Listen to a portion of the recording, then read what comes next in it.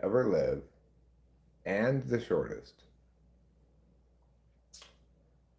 I'm trying to think of a good analogy that can adequately convey to Renaud Conti the wrongness of his ways.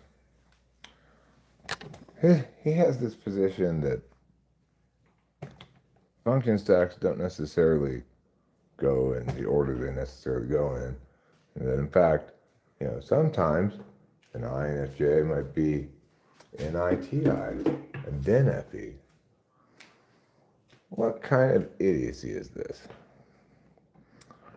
What's a good analogy? Like,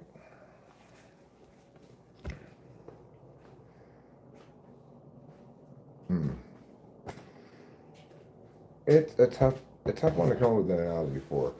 The I was kind of musing down the analogous lines of different kinds of predators. Like, for example, a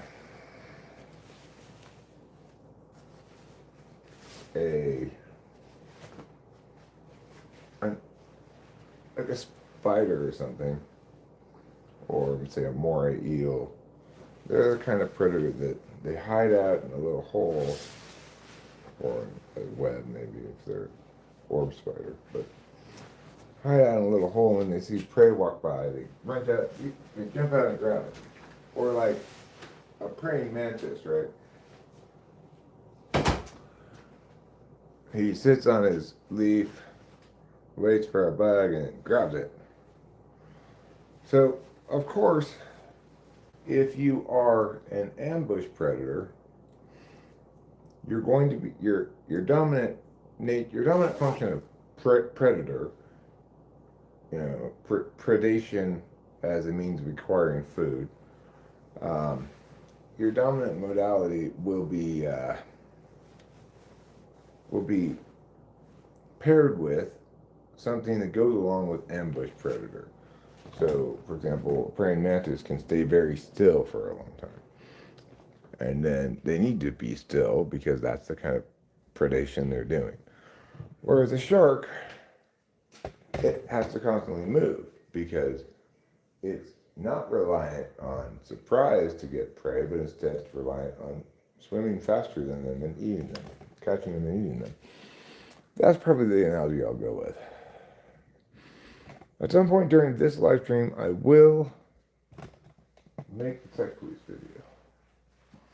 Okay, Eric, you need to just stop. How did I? Where did I? Why did I? When did I? How is it that I lost my coffee? Because it's like, it's not anywhere, and it's not possible that it's not anywhere either. It's not outside. Did it come in here? I don't think so. It's not in here. It's really weird.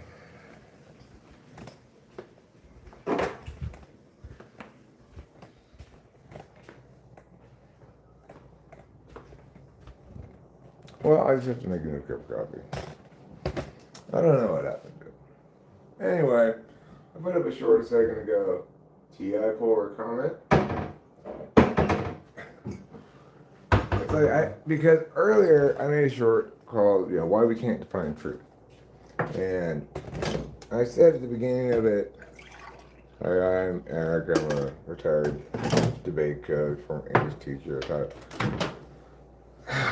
Here it is.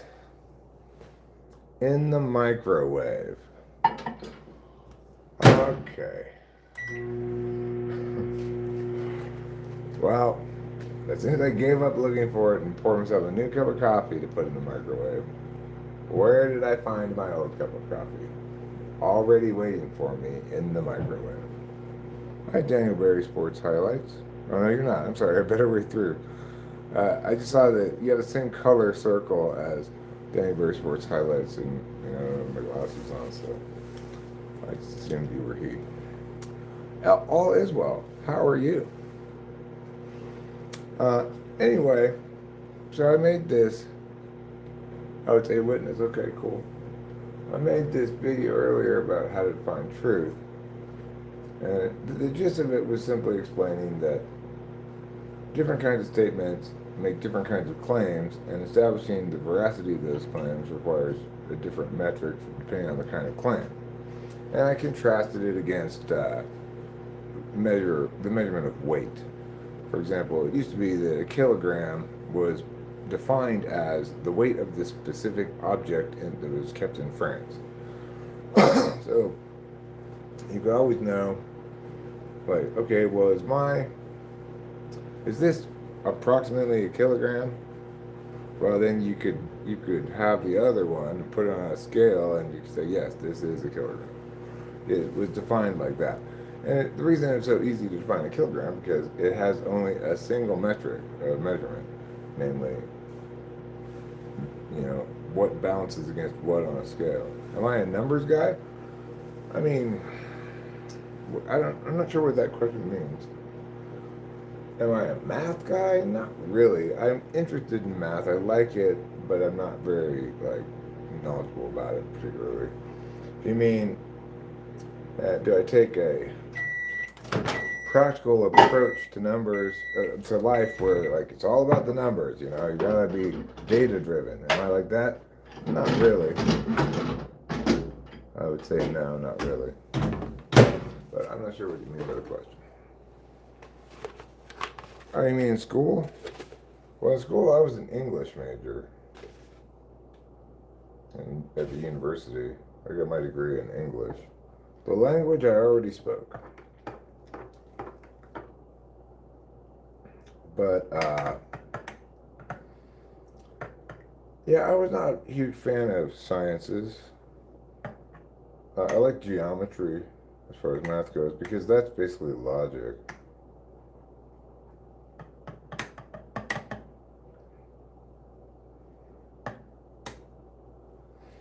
Yeah, there's a lot of stuff though in life that if I knew then what I know now, I would have been able to recognize, for example, that I would have had adequate frames of reference to engage ideationally with subjects that weren't being taught as uh, as having ideational links in any sense.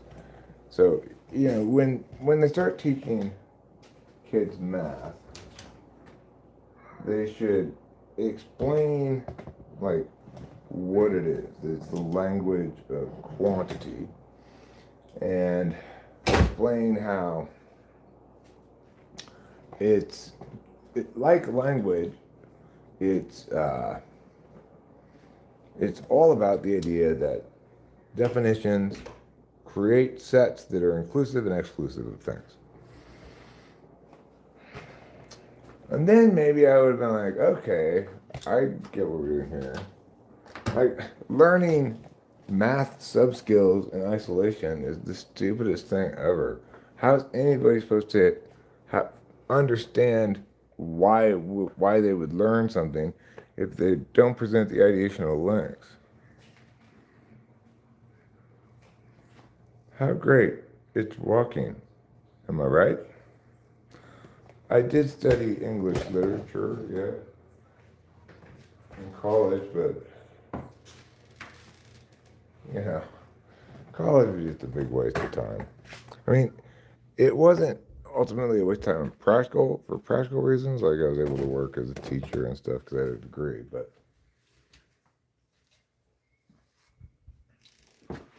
compared to almost every other period of my life, I learned so little during college. When I got out of college, I started really learning a lot because the internet was more robust at that point, and it empowered me to teach myself stuff that I wanted to learn about. Avocados are $1 today. Wow, what a bargain! You should purchase one avocado. It's still very cold. Very, very cold.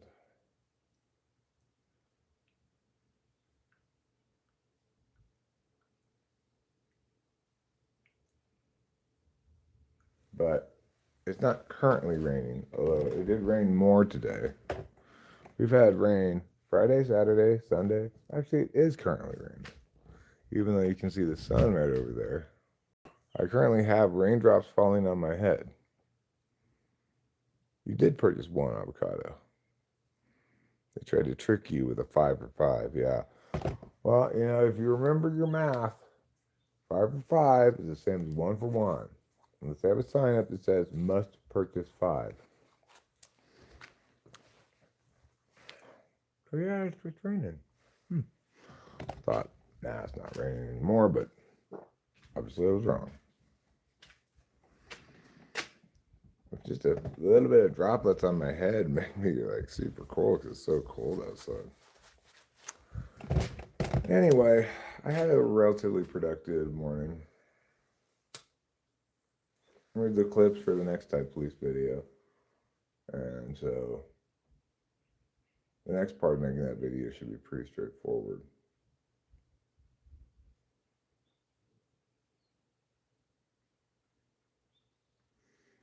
I don't know why.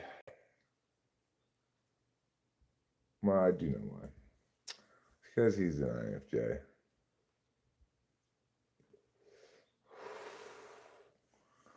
But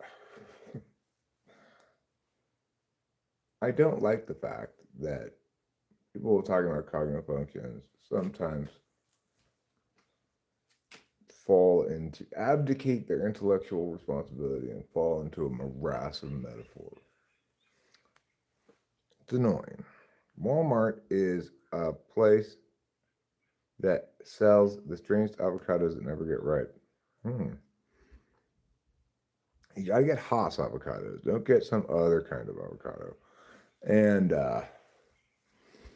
yeah, you need to make sure it's nice and ripe before you open it up and eat it.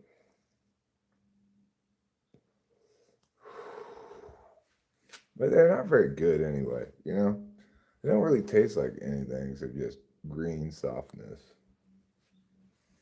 The only way avocados are good is in guacamole.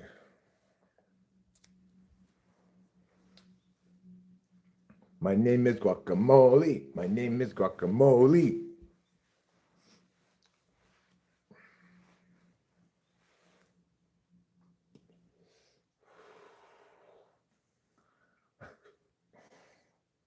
I need to remind myself of this one show they had on, I think it was on Netflix, called Uncle from Another World. And it's the story of, like, there's this, as usual, the main character is like a high school guy and there's a high school girl in it. And then he's surprised one day when his uncle, who's been disappeared for like 15 years, he comes back from the isekai world. And his nephew sets him up with a YouTube channel so he can start making a little bit of money. Because he still has like magic powers and stuff from the isekai world. But they show the uncle like basically somebody leaves a comment that he doesn't agree with, and he's just like, "Your comment is terrible. You are so wrong about this." Blah blah. And his nephew comes home and is like face palms. And, "You're never gonna get any. You have to be nice in the comments." Well, comments can make me so mad because they are just full of wrong people spewing wrong garbage with no good cause, and and yet it's like, oh, Eric said something. Well, now I'm gonna say something too because I guess that's what we're doing. We're just saying random things, and they don't even like necessarily note that what they're saying is exclusive of what I said in the video. They don't respond to what I said in the video. They don't say why their exclusive wrongness is preferable. They just think like, oh, well, we're just making statements.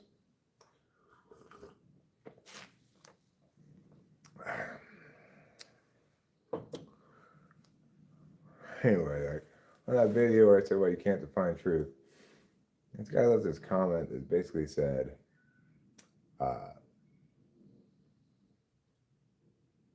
truth Truth agrees with reality or something like that. Uh, all anybody has to do to be an expert on truth is describe things that happen. Well, obviously, that video I made was not about being an expert on truth. It was about why we can't define it, or why our definition is so mechanical rather than, I guess, descriptive.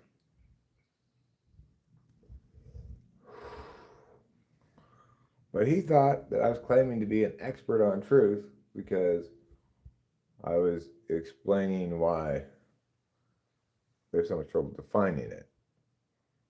And he didn't get the idea that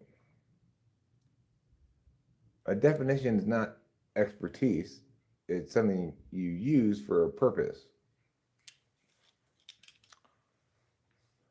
Truth is a bump on the head. Hi, Cobus.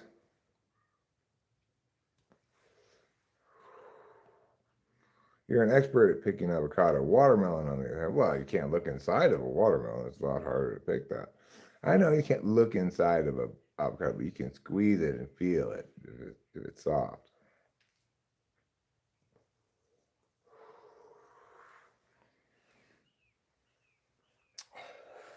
Truth's an interesting notion, of course, because you can't really conceive of well, you can maybe, but I thought an interesting thought experiment earlier that I was engaging in, kind of a thought experiment, was it's not really, I probably shouldn't be called that, but is the question, can I conceive of justice without truth? And the answer is pretty straightforward, yes, in the sense that, let's say a defendant is not guilty of something, they could correctly be let go without even mounting any real defense, simply by successfully pointing out that the prosecution failed to meet their burden to prove it beyond a reasonable doubt. That accomplishes justice without requiring any truth, except for unless the defense were to say something in the prosecutor's case was false. But if they're just saying, yes, everything the prosecutor said is true, but it's a very weak circumstantial case and it does not prove that my client was guilty, therefore acquit. Well, that would accomplish justice by way of due process rather than by way of truth.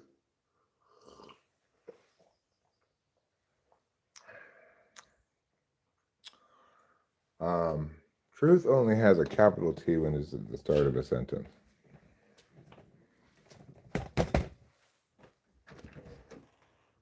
So I don't remember if it was the first word in the sentence or not.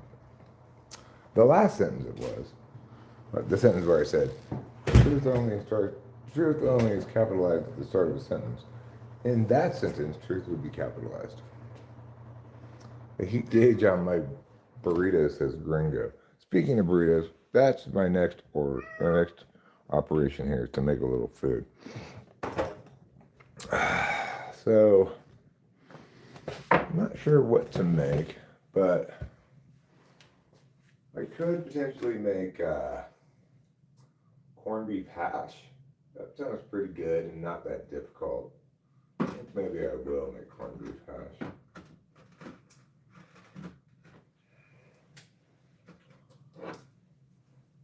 I've got now 2 questions before we do that. I've got 2 kinds of corned beef hash. I've got 2 cans of Libby's and I've got 2 cans of Hormel. My first question is, well, which one do you think is better? And my second question is, should I mix 2 different kinds together or should I do 2 cans of the same? I think I'm going to try the Hormel today. I normally get the Libby's. I'm going to try the Hormel. I'm going to do 2 cans of the Hormel. I know I didn't wait for your answer, but talking it out made me think I'm not going to mix them together because I want to be able to. You think Libby's better? I the Libby can looks better, so I historically have always gotten Libby, but this time I noted that there were two different brands that were about the same price, so I thought, let me try this other brand. We're going to try the Hormel today. Hormel's a big name brand and everything. It's not like some, you know, Joe's Bargain corned beef hash.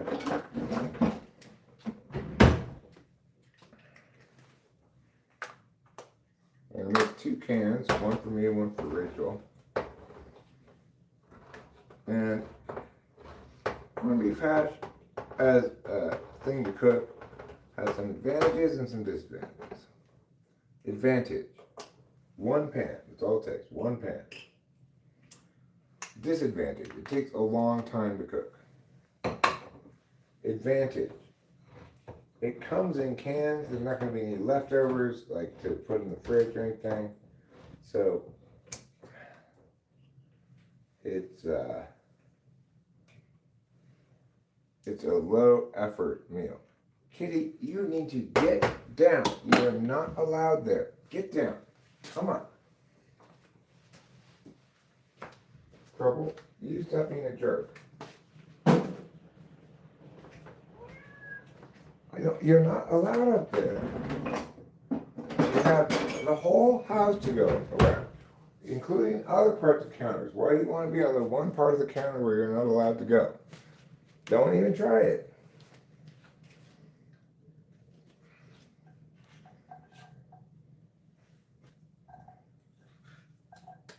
Alright, so we're going to scoop out this corned beef hash into the pan using our scooping spreader.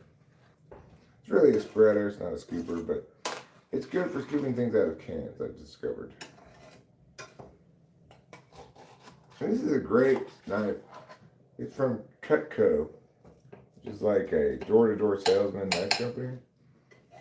But this thing is fantastic. Oh, did she get up there again? Yeah. Damn it. That kitty. Rachel is here in the kitchen, does not have her phone with her at the moment to see your text, a witness. That person, a better way through is a witness. Just so you know. He said hi. Oh, I said hello. Yeah, I know. I mean, he said, just let you know, Rachel, I'm a witness. Oh, I see. Yeah.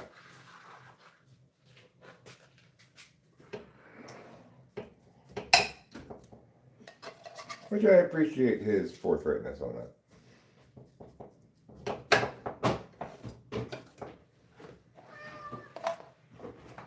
I'm making nice corned beef hash. Oh, wonderful, thank you.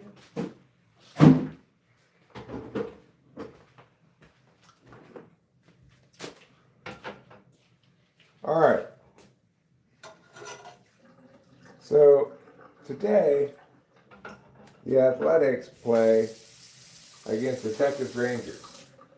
And I'm very happy about that because Texas Rangers are currently tied with the Athletics for first place in the AL West.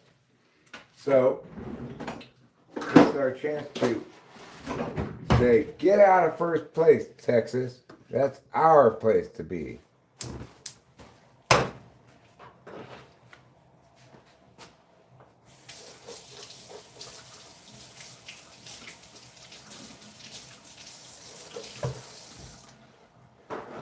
I lost my last week matchup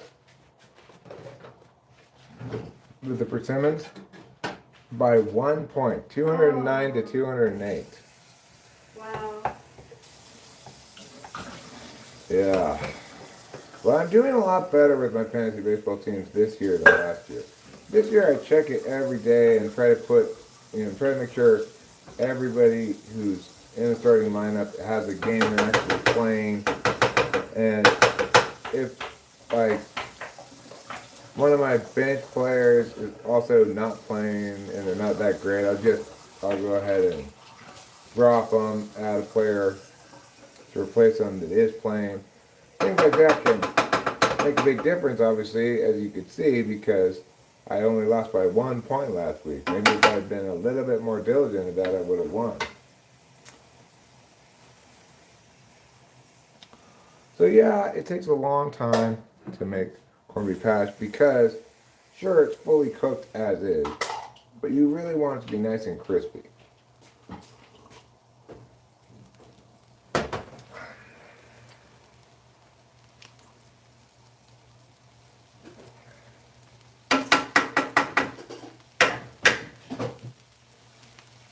I don't know why I get so mad at comments all the time.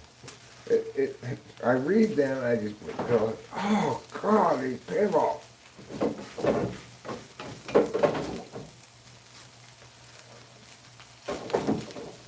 I definitely have the sense of like, say a woodworker who's who's carefully put carefully made and crafted this like beautiful chest of drawers or something. And then as I'm saying like, hey, look at my chest of drawers. All these random people come around and they're like, oh, I'm a woodworker too, and they get out a hammer and a piece of 2x4 and some nails and start just randomly hammering it into the wood. Look, I made a chest of drawers too. That's what it feels like to me. Like you're totally arbitrary, unsubstantiated statements about things do not qualify as some kind of, I don't know, intellectual work, or they don't qualify as communicating anything worth hearing at all. And like that T.I. Polar guy, he thought I made that video because I wanted to position myself as an expert on truth. Oh God.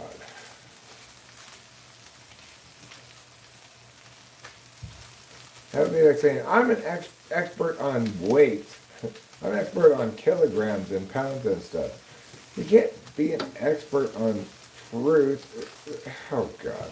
The whole point of the video was the reason we struggle to define it is because we're trying to define a multiplicity of different measures with a single scale. It would be like saying, why can't I figure out the definition of height, weight, width, depth? Because they're four different things.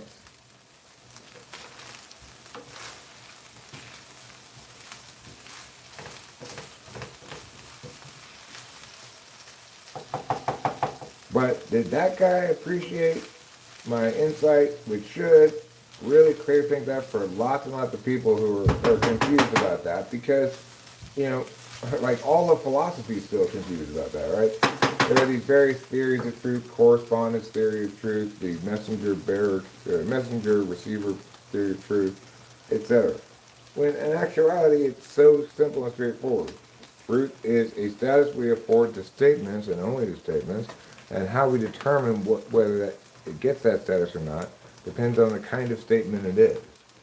So the reason your single theory of truth isn't going to work is because we determine that status differently for different kinds of statements, obviously.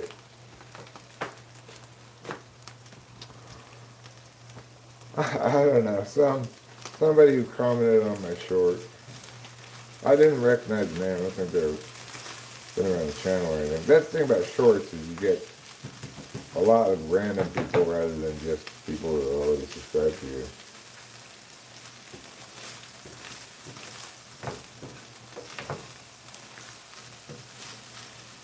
When you have in philosophy this ridiculous thing where you've got multiple theories of truth competing against one another, somebody should have obviously at some point said, okay, we're on the wrong track here. We shouldn't need a theory to define a term.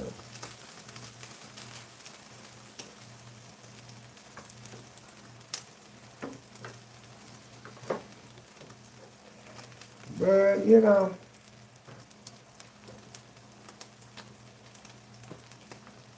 it's kind of like being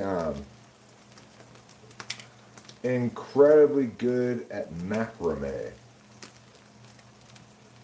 You might be the best macrameist in the world, but absolutely nobody cares.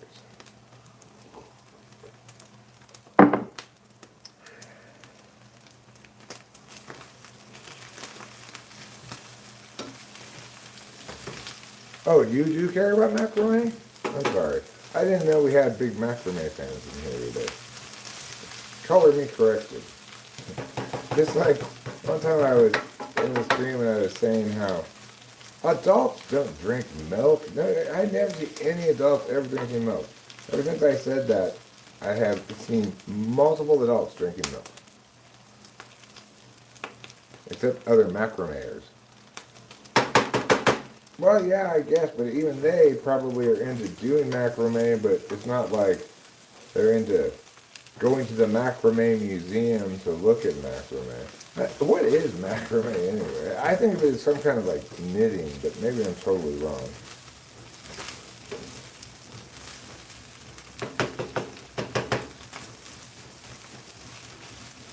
All right, Hormel, we're giving you a chance. We're giving you a chance to compete against Libby for my business.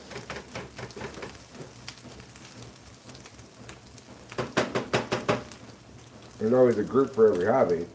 Okay, but like, let's say your hobby is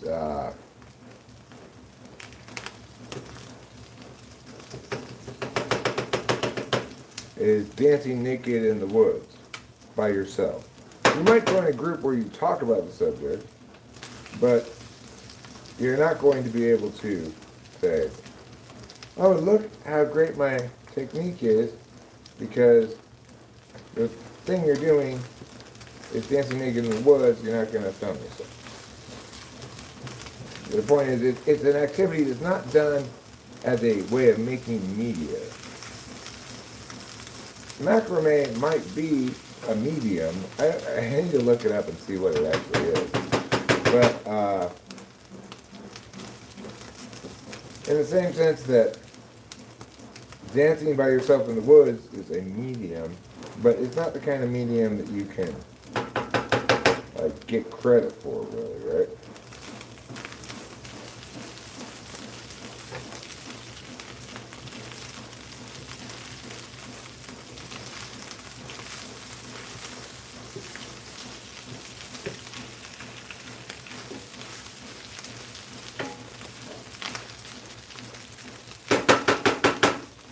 All right, it's coming along. I don't even know what it is, so I can't really have much feelings about it. I just try to pick some obscure, kind of antiquated hobby that, you know, nobody cares about. But maybe I'm wrong. Maybe a lot of people care about macrame. I'm going to have to look it up.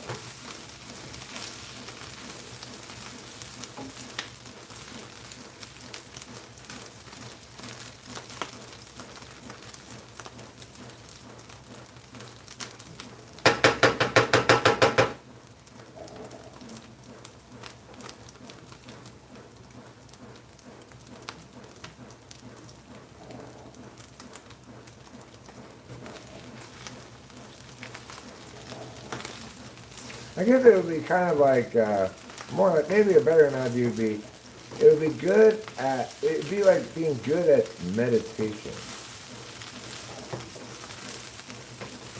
Plenty of people would say, that's not something you can be good at or bad at, it's just something you do. And or plenty of people would say,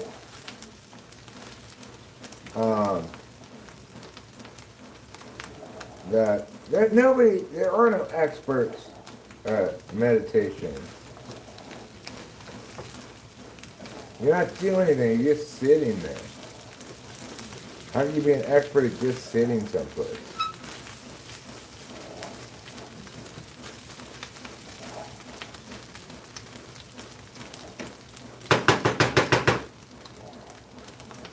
And the weird thing is, I actually kind of am an expert on truth, but not the subject of truth, which doesn't, there's no, obviously there's nothing to be an expert on when you're talking about something that is actually 4 or 5 or more different things. Like saying, oh, I'm an expert on height, weight, hue,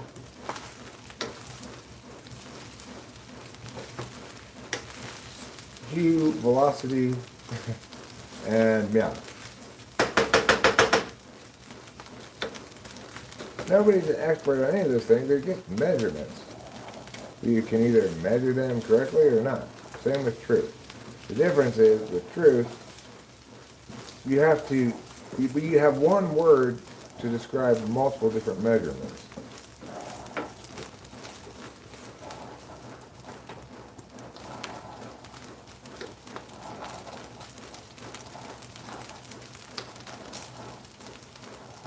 But I am an expert on truth in the sense that I'm extremely good at determining what's correct. But, correct is different than true.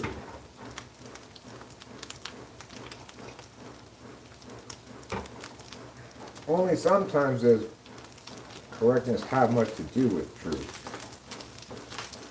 It is correct that if P or Q and not P, therefore then Q. That's correct. But there's no truth involved there, just validity.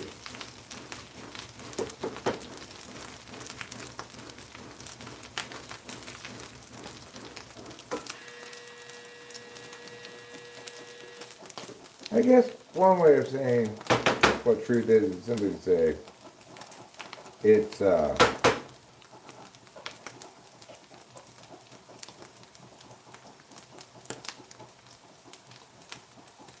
it indicates that something has been validated by whatever you use to validate that, So with the P or Q, that we validate it by looking at validity, not truth. Just like whether or not you are allowed to be driving, we validate not on whether you're mature enough to drive, but rather on your biological age. So,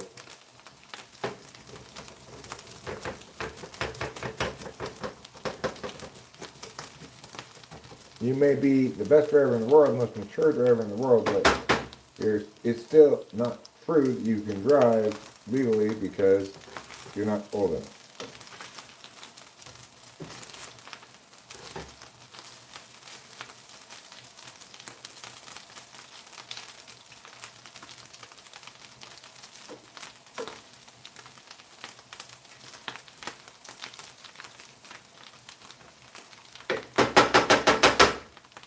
In contrast with, like, say, a pilot, you can be younger than 16 to fly a plane, but you have to demonstrate actual real-world competency to a much larger extent than you do with getting a driver's license.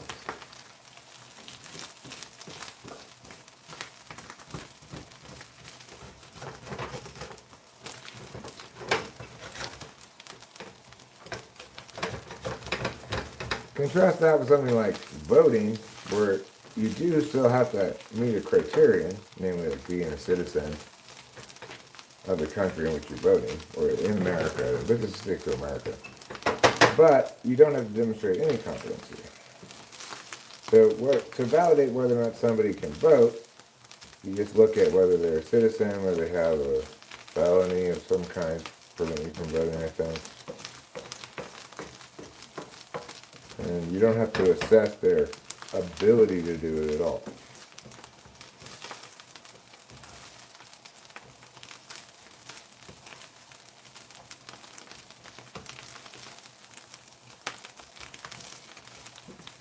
Anyway, when we think about truth as being just the same thing, a word that means validated according to its own metrics, and we see that truth is no different than qualified to drive, qualified to fly a plane, qualified to vote.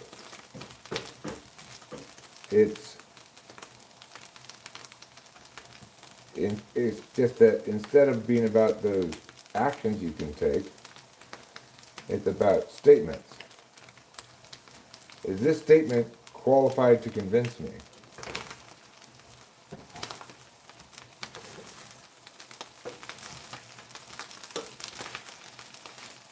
Alright, well, I don't want to jump to any premature judgment. It's looking fine, but I will say it doesn't look quite the same cooking up as the Libby's, but that's fine, you know. It's gonna be a little bit different.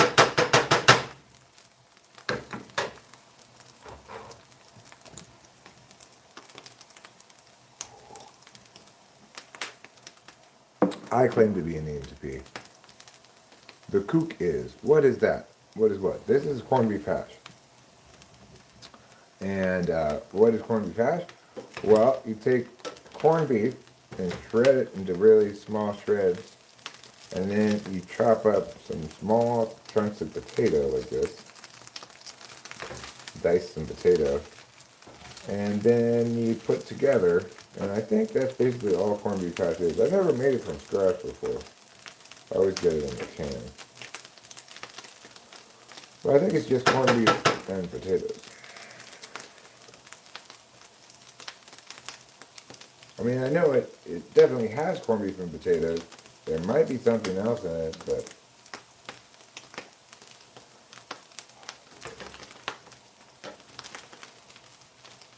I don't know.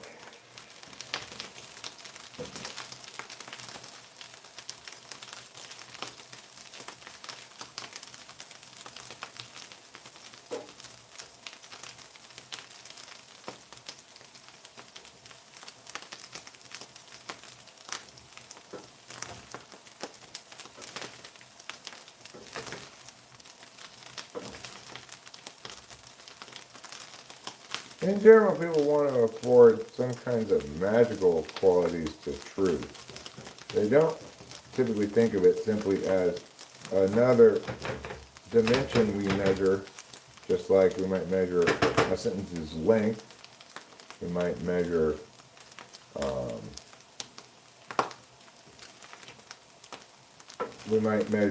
a statement's concision, although we wouldn't have a proper, precise measurement for that. Like how concisely does this express the concept is different than how long the sentence is.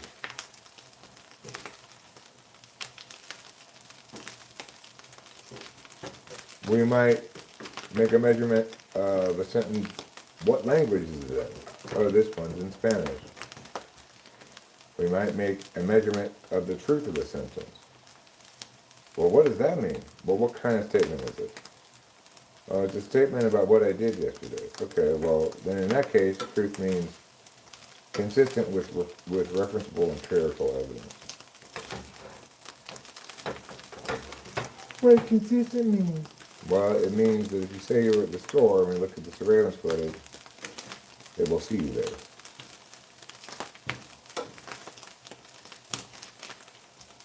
But then that means what you have any surveillance footage, then there is no truth.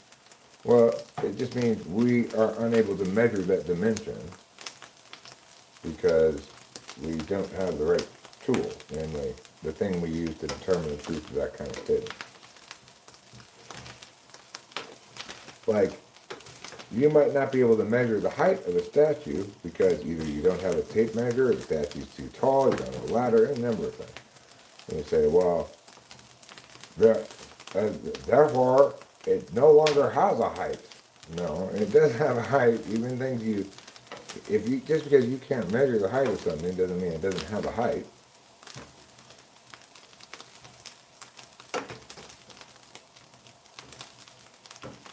And I'd think, but I'd be wrong to think this. I'd think, wow, the world is going to really appreciate this because you look at the Stanford Encyclopedia of Philosophy, they act as though the question of what truth is somehow unresolved.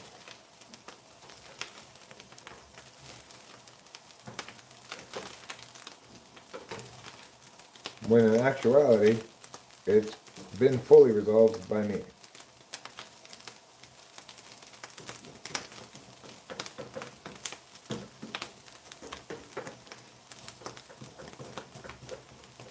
Unfortunately, philosophy doesn't quite work like math, you know? If I proved Mia's conjecture and submitted it to a global mathematician community of some kind, and they would check to see if it was validated, and once they established that it did, I would be given credit for solving this substantial problem in mathematics and celebrated for it, right? unfortunately, it doesn't work that way in philosophy because, well, because you've got a lot of people who are not equipped not only to do philosophy, but they're so ill-equipped that they're not equipped to recognize what philosophy is, or that the thing that they're doing doesn't qualify because it lacks rigor. They think it's just making sounds with your mouth about metaphors and other speculative notions. What are you gonna do? People be cray. Bitches be cray.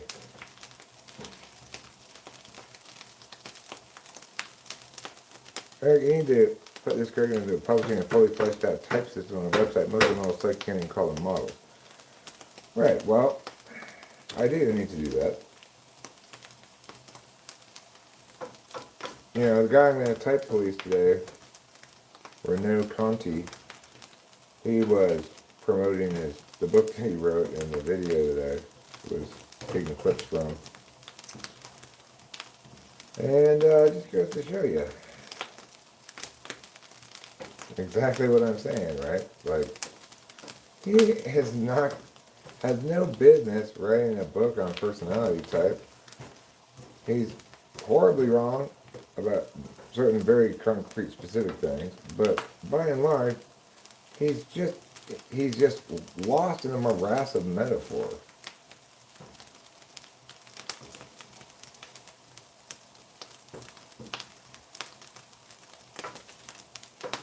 I think I will start working on some kind of text to hopefully explain things a little bit better.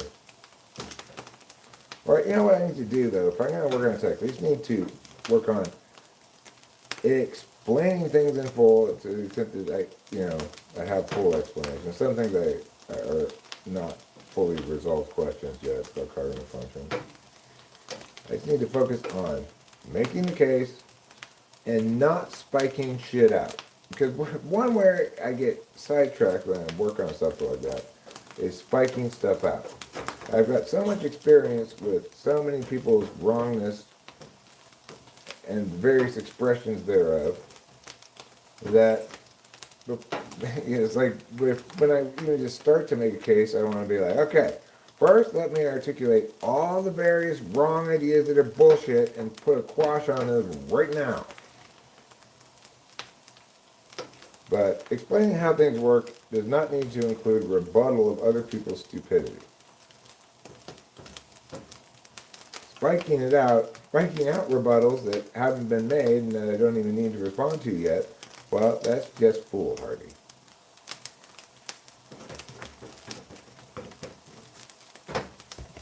How's it coming along? It's coming along well. Got a little more time. Getting close though.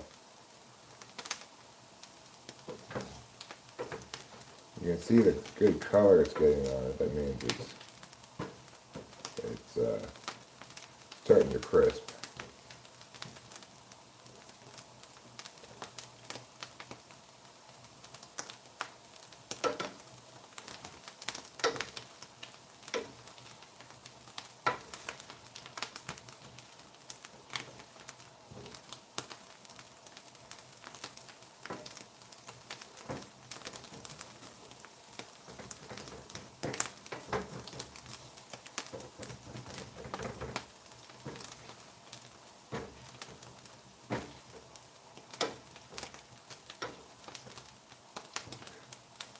That's, people project their frames of reference so much. That guy leaving the comment saying, all anybody needs to do is describe things that happen to be an expert on truth. His clear indication there was that I'm making this video because I'm calling myself an expert on truth. I want to portray myself as an expert on truth, or some other interested calculus reason. In reality, I was answering a question many people should have. Why can't we define truth adequately?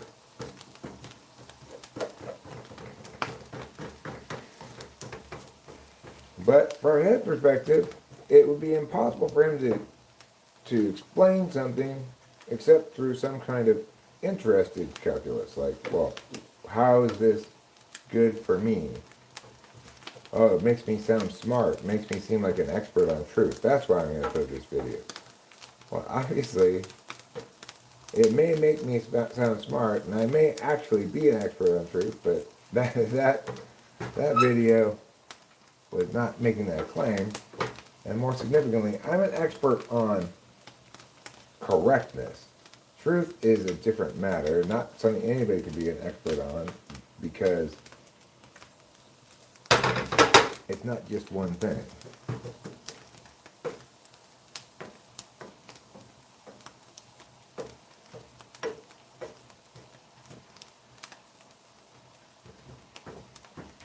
So yeah, people get fixated on the word truth, but they really should be paying a lot more attention to the word correctness. Because correctness includes things that are validated by a mechanism other than truth. As I pointed out with, say, conditional reasoning, it validates with things being conditionally but necessarily true. So, if all pigs fly and I'm a pig, then I fly. That is a true statement. The truth value is true.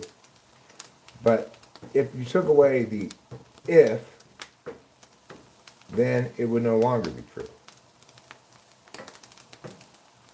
Because with conditional statements, truth value can be attained only by looking at validity.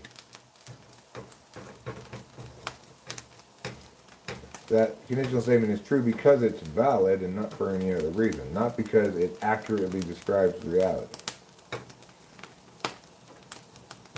I hope this is, clearing things up for people, because even if you weren't aware that you were confused by why we can't define truth, on some level you and everybody else always has been. Including me until recently when I realized, oh, that's why. Joy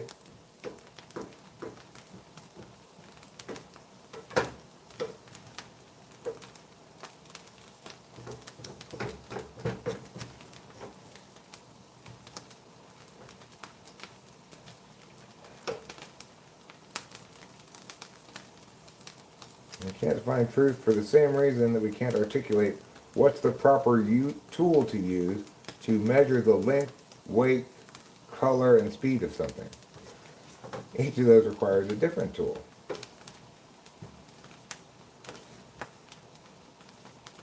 And, that's a beautiful thing about analogous reasoning. Isn't it clear now? Isn't it obvious and clear and straightforward and not confusing at all? Because, why? Because we can see from the analogies how it's just a misunderstanding created by asking a question that assumes a reality that doesn't exist. If I say, how do we find truth? That assumes a reality in which truth is the measurement of a single quality, single attribute or dimension.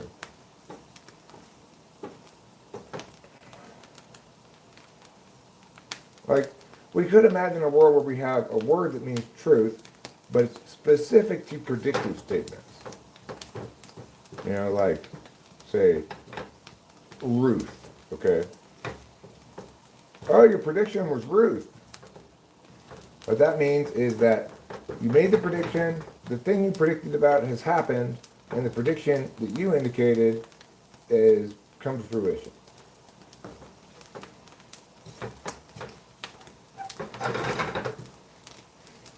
We do have a different word for the truth of conditional statements that are making, some kind of deductive work. We call that kind of truth validity. And we even have a word for conditional statements that are both valid and true, and that word is sound. So if I say, all men are mortal, I am a man, I am mortal. That's sound, because yes, it's conditionally true, So you don't need the specific statements comprising the overall argument to themselves have a truth value, for the overall statement to have a truth value, to be true. But you do need to have this individual statements making up the argument be true if you want to declare it sound. And it is true that I'm a man. It is true that I'm mortal. And it is true that all men are mortal. Therefore, that particular argument is sound. Now, note, validity and soundness are statuses that we can apply to sets of statements, not just a single statement. In fact, we can't apply validity or soundness to anything that is just a single statement.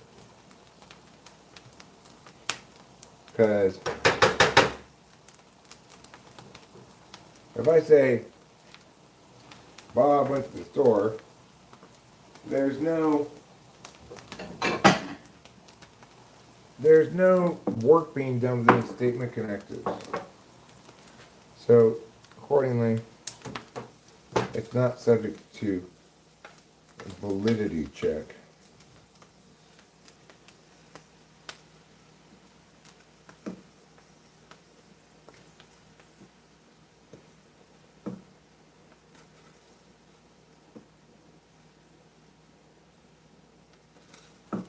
Life's a hilariously weird thing, you know?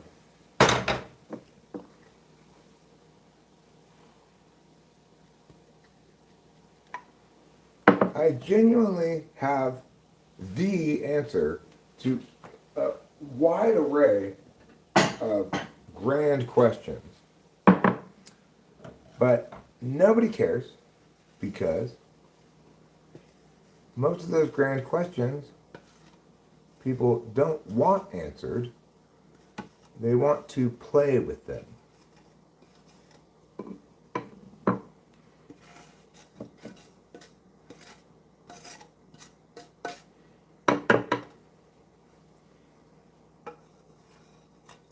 Like, I'm quite convinced that,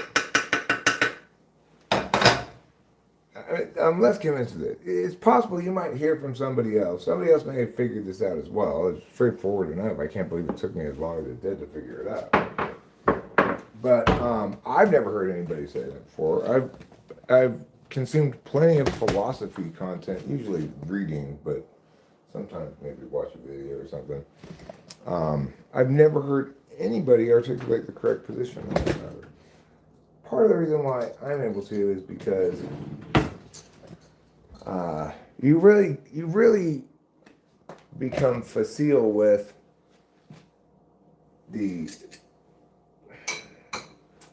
set theory stuff, like getting the fact that every word you're using to do operations with. You know, debate helps you to become very skilled at and to recognize the importance of definitional underpinnings. Like, obviously, you're never going to find truth correctly if you don't understand what definitions are or what it would look like to successfully define it.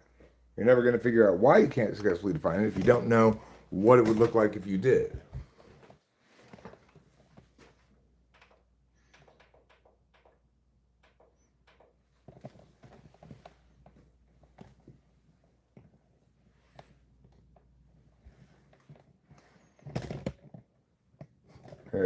Truth must agree with reality. Simply describing actual things that happen makes anyone an expert on truth. Obviously, truth does not have to agree with reality, as exemplified in my all pigs fly example. If all pigs fly and I am a pig, then I fly. All of those statements include counterfactual elements. And yet the overall sentence is true. It unequivocally, necessarily, 100% of the time has a truth value of true. So, you know, what's a man to do?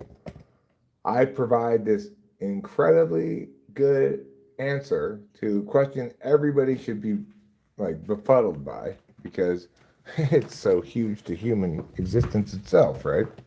What is truth? And instead of appreciating the amazing gift of understanding I gave this guy, he is offended because I'm positioning myself as an expert on truth in his mind. It's crazy. It's absolutely crazy. I think MBTI types are more to do with mental processes than personality. Well, then let me ask you this. Describe elements of personality that are not mental processes. There are some, right? Like, knowing I have a stomach ache is not really a mental process, although I might mentally process the fact that I do.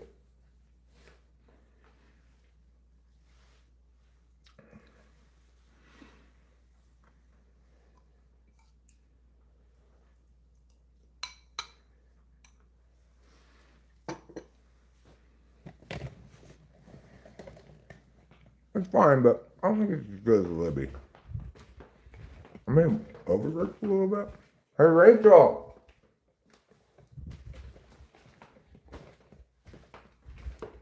Hey, Rachel! I made some corned beef hash for you.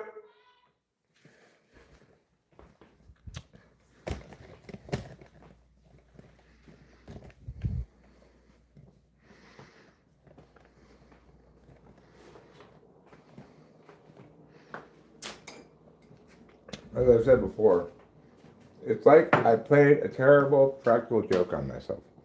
I like to imagine that before we're born, we're in like, that heaven waiting room, and that we have at least some say, maybe a lot of say, in what life we get to lead. And I thought, oh, you know what'd be cool? I want to be the most correct guy in the world. It's not cool. It's an absolute nightmare. Seems like you got half the population determined to deny the idea that anything can ever be correct. Because everyone's opinion that thoughts are all equal and they're too black and white and you're thinking, that kind of stuff. And then the people who are capable of being correct, a good portion of them are just gonna feel haty because they want them to be the ones who are being correct, not me. And then you go for the small portion of introverts usually, INFJs, INTPs, INTJs, who can tell that I'm correct and value it. But, even around here, you've got plenty of people who are like, I don't like it when you say these things about how you're so correct. It's bad FE. It is bad FE.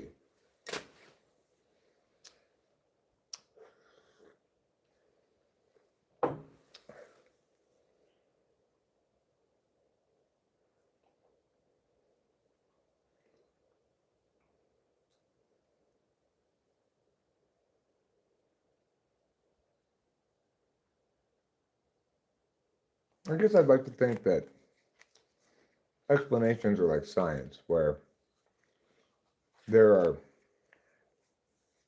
like, for a long time, they weren't able to figure out how to make blue LEDs. It was very difficult to do.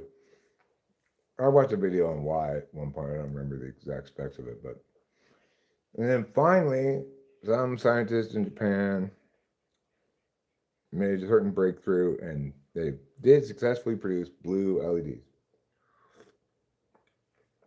And everyone's like, hooray, great.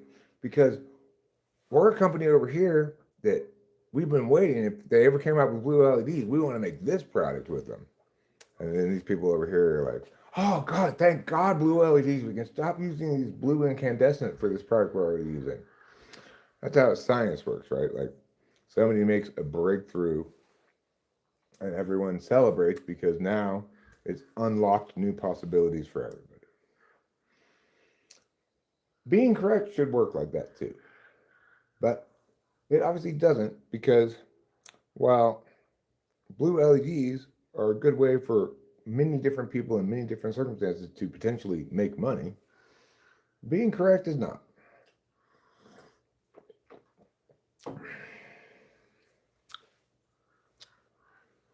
I can assure you that. I never made any money from being correct.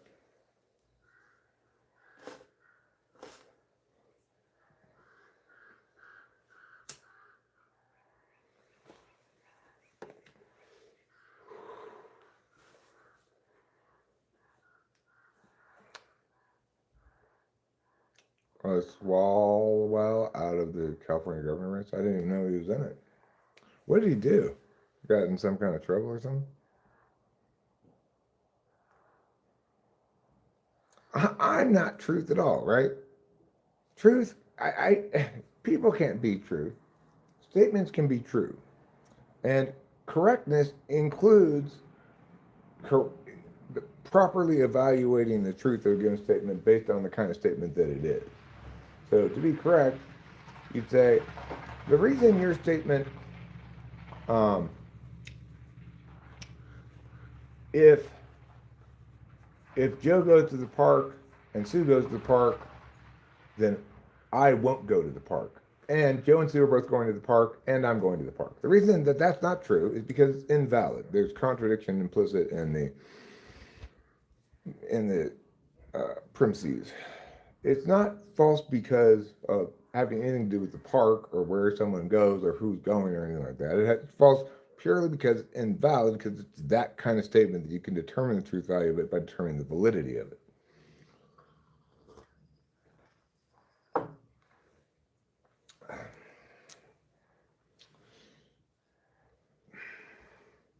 Your FE is shite, therefore you were wrong. Yeah, well, I mean, I think some people get annoyed by my bad FE because they want to enjoy their time here, and there Eric goes being self-aggrandizing in ways that make me cringe. I totally can understand that. I don't like to watch stuff that makes me cringe either. But I'm not actually, I mean, I may be self-aggrandizing when I'm saying those things, but even if you could call it self-aggrandizing correctly as an adjective, uh, it's most of all accurate.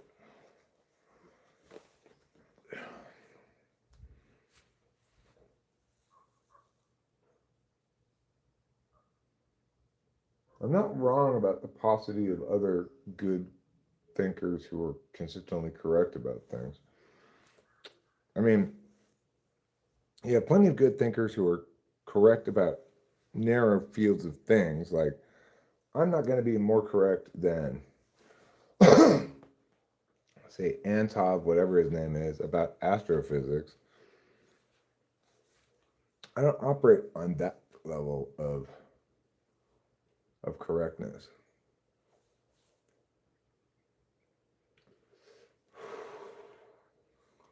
I'm just not that fluent with languages other than spoken language, you know, math or programming languages or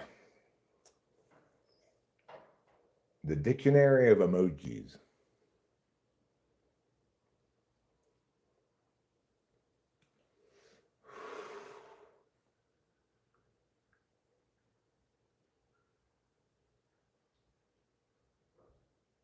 But yeah, it's what a weird world, you know? Like, it's definitely, seems to me anyway, not really plausible that I would be exclusively correct about cognitive functions, not necessarily exclusively, but to the exclusion of everybody who disagrees, which is almost everybody, if not everybody. It's got some kind of wrongness creep into their understanding because of a variety of reasons. It's not plausible that would be the case, that there's this lone voice of correctness about it among a sea of people ideating. It doesn't seem plausible, but empirics tell you what they tell you, and I have not encountered any other typologist talking about typology who is correct about it. They all lack rigor. They all are haphazard in their language usage.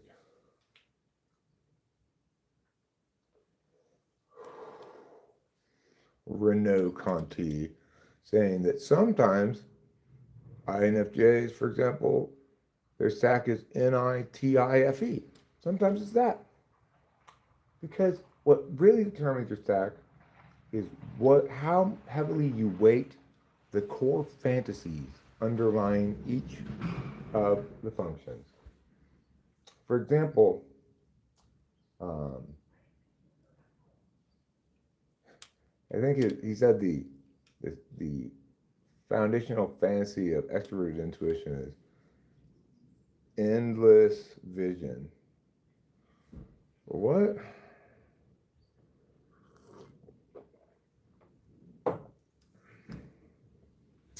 I think what he means by that is being able to account for all the possibilities. But I don't think that's some core fantasy of mine at all. My fantasy is that people will value my ideas in proportion to their quality. Because you can't understand an ENTP's core values, which is a better term than fantasies, without acknowledging the absolute value of the third slot function, FE. I want people to agree with me. I want people to feel as though they've benefited from my correctness.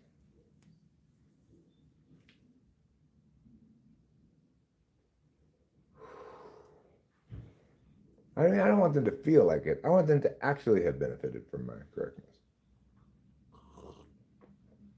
That is to say, I want them to, when they, at some point in their life, or observe somebody in public or whatever, and are thinking about, like, I wonder what type that is or something, or what cognitive function they're displaying, that the confusion that was an endless barrage upon them prior to that, because they didn't get that NI is a knowledge function, therefore doesn't act, something like that. I want them to go like, oh, now it makes sense, and it didn't used to make any sense.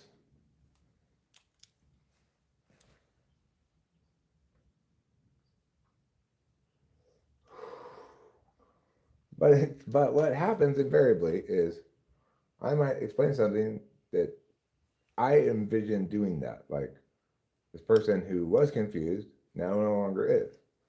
Instead, it seems like a certain portion of the population, when I clear something up, they get very defensive, a lot of pushback, because they don't want, either they realize in that moment that they don't understand the thing, but they don't like that. So they just reject the idea that I've actually explained something. Or they don't realize that they don't understand something, and they think I'm just doing some talking, some explanation theater rather than actual explanation.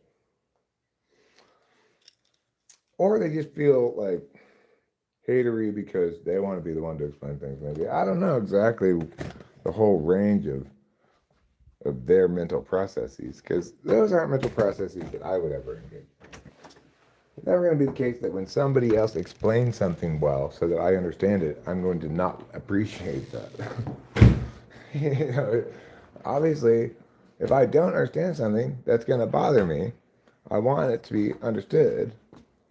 And if you've got a good explanation, then I'll be able to understand it.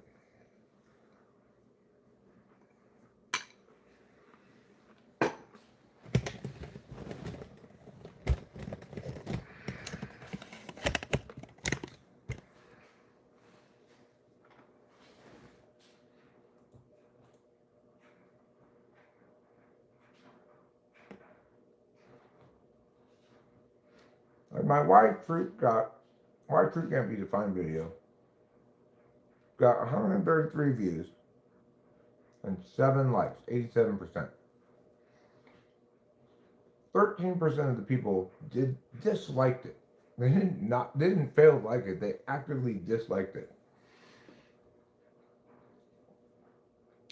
Even though it's concise and packed a wallop of a punch in terms of what it conveys. In contrast, another short where I said, hey, my wife just got pancakes. Do you think if you got buttermilk pancakes, you'd be able to tell if they didn't actually have buttermilk in them? That got 2,500 views, 25 likes, 100% likes, and 5 comments. Even though I could hardly say anything more banal.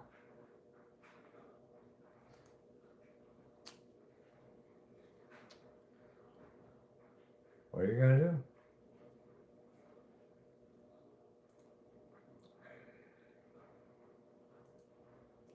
It's pronounced banal, Eric. It's not pronounced banal. It's pronounced banal. Just like your anus is called your banus. You know how I came up with this title? Oh, that's great. You are very beautiful. I typed in the word "oh" and then I just hit the suggested next word on the phone. So it suggested that's next, then great, then a thumbs up, then you, then are, then very, then beautiful, then that smiley face. I just let suggest next word determine the title this time.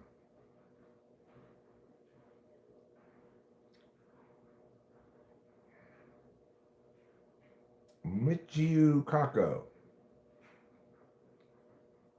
Who's Michio Kaku? EPs are good at making other people rich, but not themselves. True. I assume acquired arrogance like a frog in a pot. I didn't know that frogs in pots were so arrogant. I'm glad to learn that though. Jung said, whatever comes to the front, preferred method.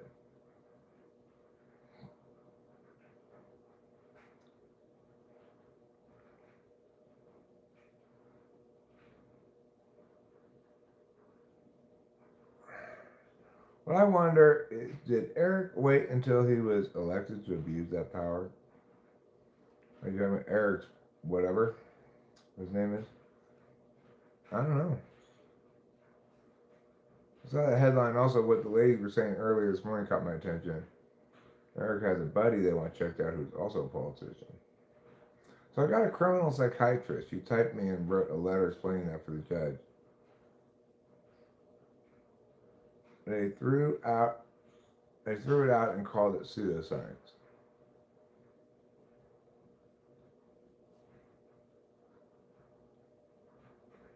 Well, it probably was. All right, cool. Too cool for school. So yeah, it was Japanese people who invented blue LEDs.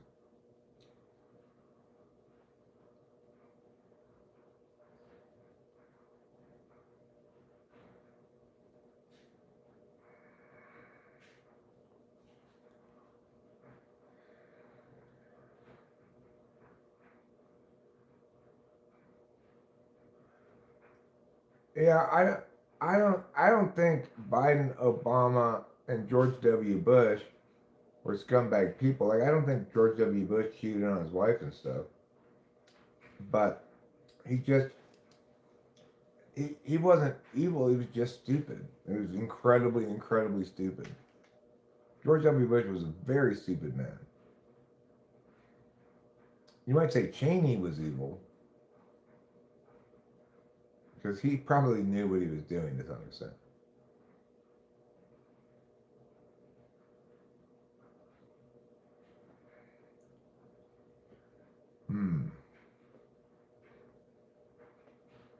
I guess what you mean is a false sense of security, huh? Well, I'm in this pot of water. I guess I'm fine, says the frog.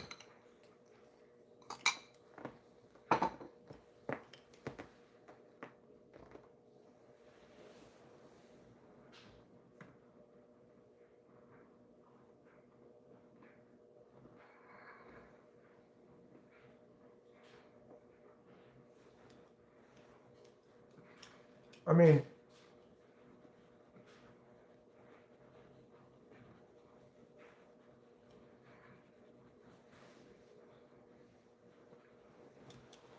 cardinal function stack does tell you what your personality is, but anybody claiming that that could conceivably be relevant to a criminal case is blowing smoke.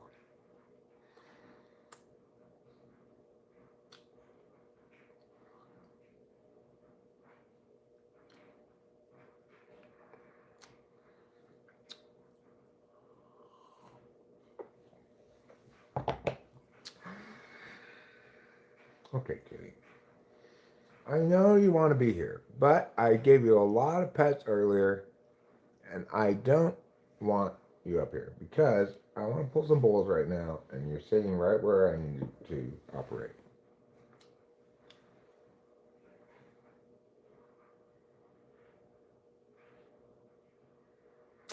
Oh, the letter E is one answer to my riddle.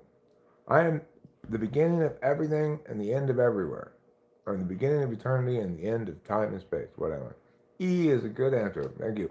I wish I had read the riddle and thought about it before you gave me the answer, but it's on me. I wasn't quick enough to read.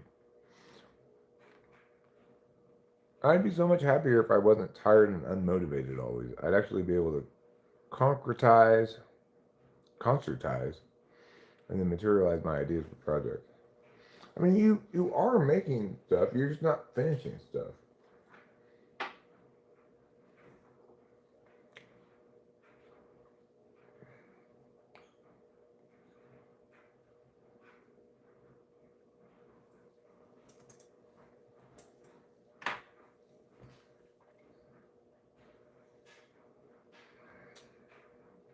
So many people seem so corruptible through their genitals. Like, it doesn't matter how rich, powerful, and famous I got. I would never cheat on Rachel. And it wouldn't even ever be tempted because, like, I guess because I'm not a censor. Like, sex is scary, right? It's great when you're having it with your long-term partner that you're super comfortable with, but not with some new person. Then it would just be this horrible nightmare of awkwardness and performance anxiety and all this other stuff. But I guess a lot of people, sex for them is their drug of choice. I think it's a shitty drug. It's a shitty drug because it's a drug that involves putting other people's emotions / well-being at risk. Right. Yeah, Putty Cat. Nobody's saying you shouldn't sleep with as many people as you want, but that if you're going to do that, then don't commit to being in a committed relationship.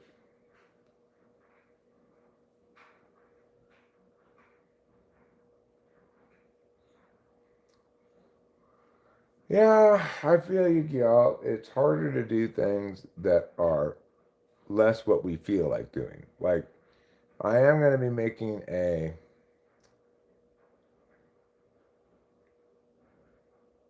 yeah, well, too late for that, Cobus.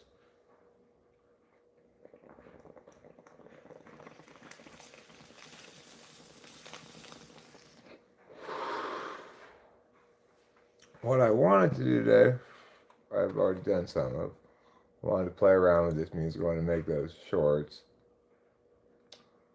But I also made myself do at least a little bit of stuff that I'm supposed to do, but I don't really want to do. In particular, making type police flips, So I'm ready to make that video pretty soon. It's all been clipped out.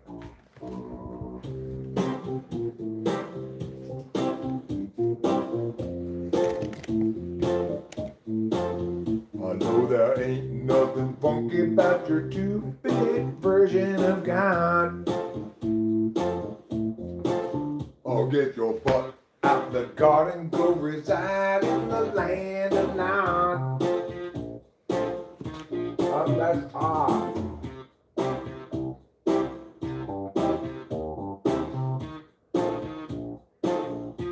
I moved that and I moved to the wrong place, I guess. God damn it. I'm gonna have to fix that. I thought I was fixing this, but I ended up messing it up. Sometimes it's really hard to tell where it should go. Hi, Doyle. No, we got it out. Combination of baking soda, ammonia, soap, and then some carpet cleaning liquid that you put in the deep cleaning carpet pushers, because we rented one a while back. I had a little left over of that soap. Put that there. I vacuumed it first with the Dyson, then with the wet dry vac, then with the whole house vac. It's probably the cleanest part of carpet in the whole room at this point. And yes, I know your name's Doyle. I'm sorry I didn't call you by name in that video. I knew that was your name then too. I just felt like I don't know. I think I probably didn't name you because I thought like, well, I don't know if he's gonna feel like attacked or something. So if I don't name him, then it's just some guy he might know, but nobody else has to know. Something like that, maybe. I didn't really think it through, but if I had thought it through, maybe those would have been my thoughts.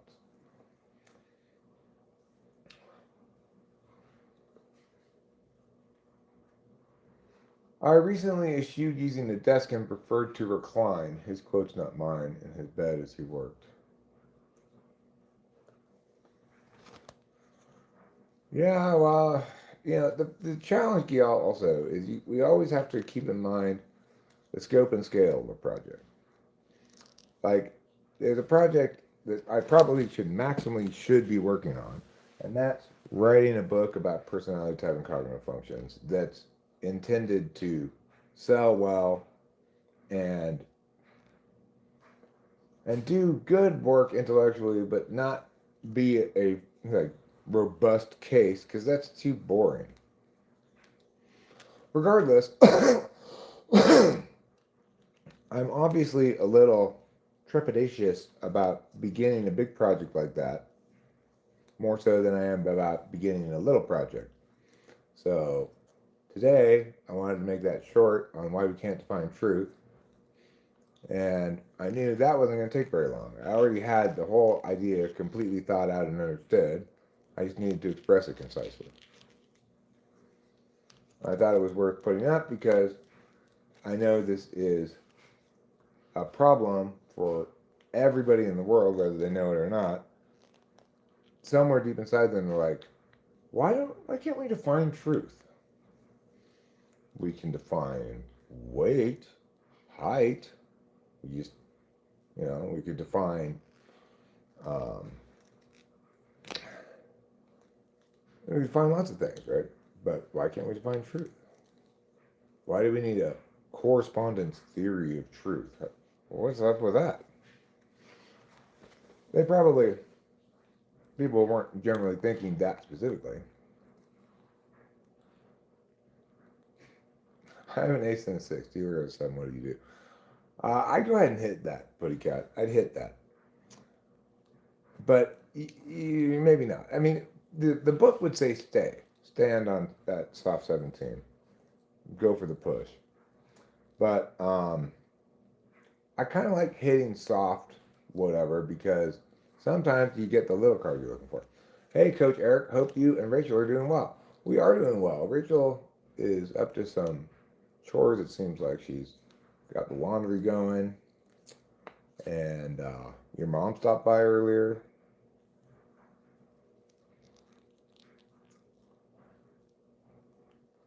So many decisions just branch out into more decisions that makes doing virtually anything quite difficult when you're already feeling indecisive. I just end up procrastinating with whatever is easy and not requiring a lot of energy. Right. Well, for every project that we want to do, that project has some ratio of parts that are fun and parts that are not fun, right? Like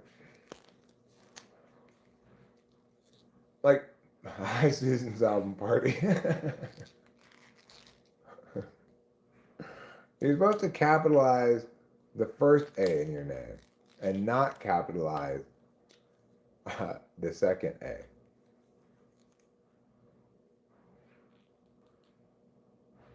And there's no S on the end of Susan A album party either.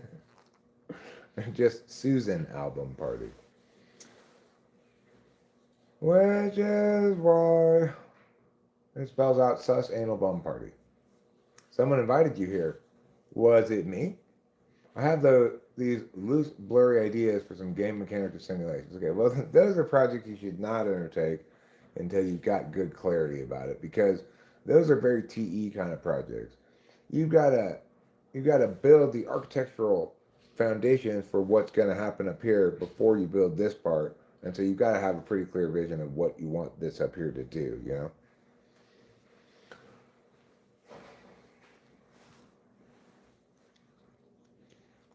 To a certain extent, writing a book is a bit like that too.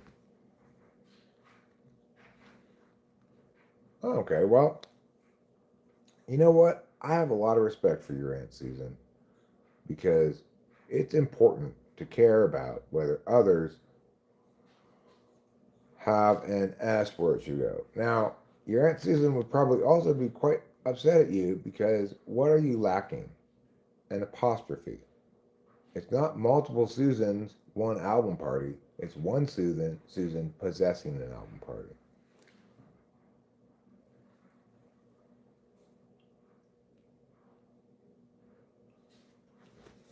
Yeah.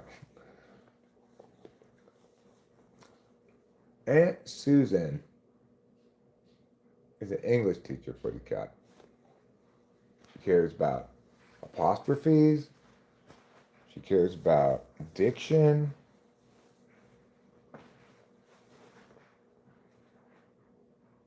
Putty Cat knows your Aunt Susan. He knows your Aunt Susan really well. Okay?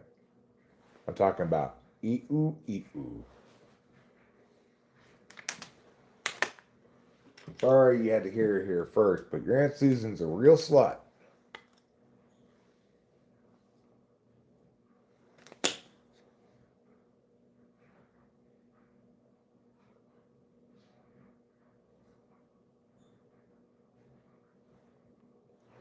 TE is for other people. Can tell them or things do them, but TE for self is bad, but you evolve.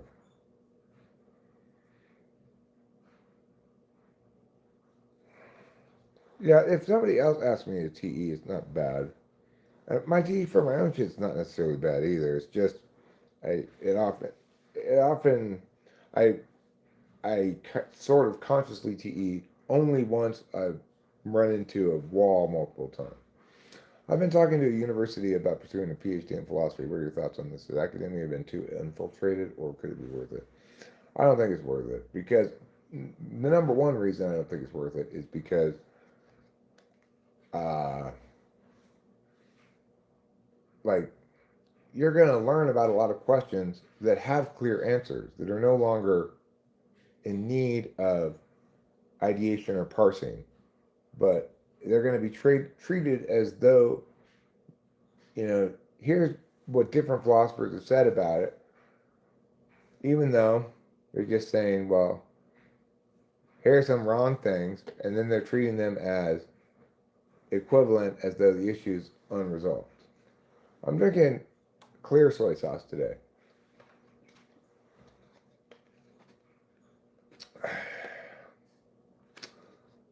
Hi, lifetime listener. You've been listening for a lifetime, but you're not done yet.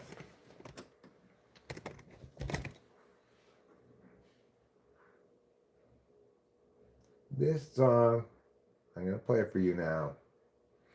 It's a song about listening.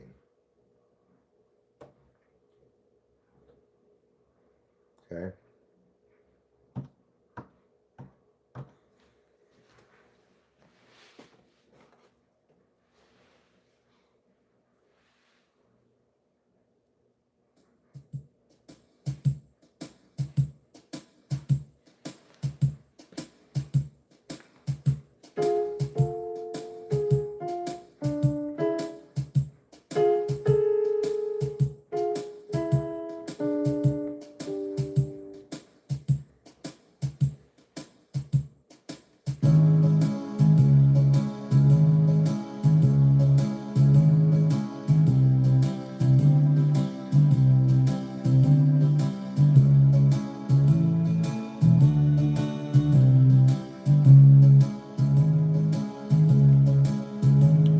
The teacher got up in front of the class.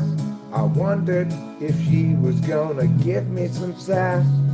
She stood up there and waited for us to be quiet.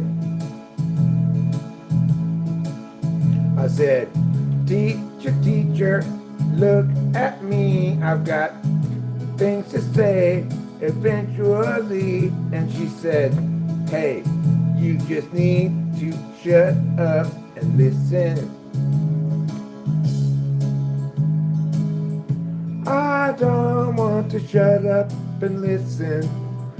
I want to make my skin glisten with effervescent sweat from my intellectual exercise.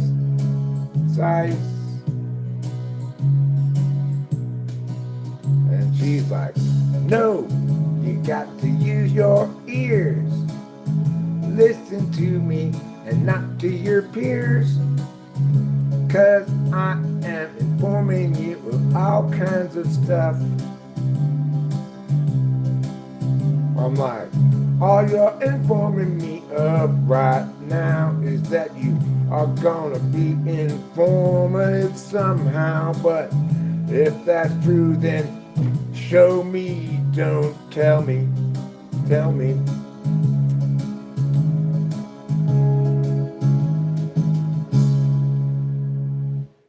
Okay. That was fine.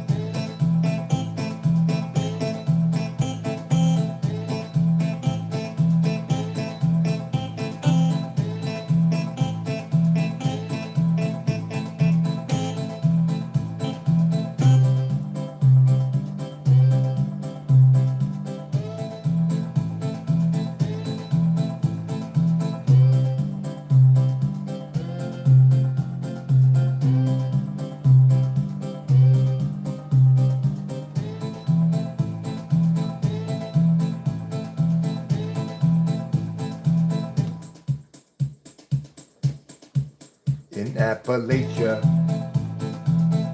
I was out mining coal. Don't want to get ya, but I just thought that you should know. I've been living in the mountains the whole of my life, and I don't wanna face a whole lot of strife, but I've got to tell you something. That I am going to make a fortune in coal mining.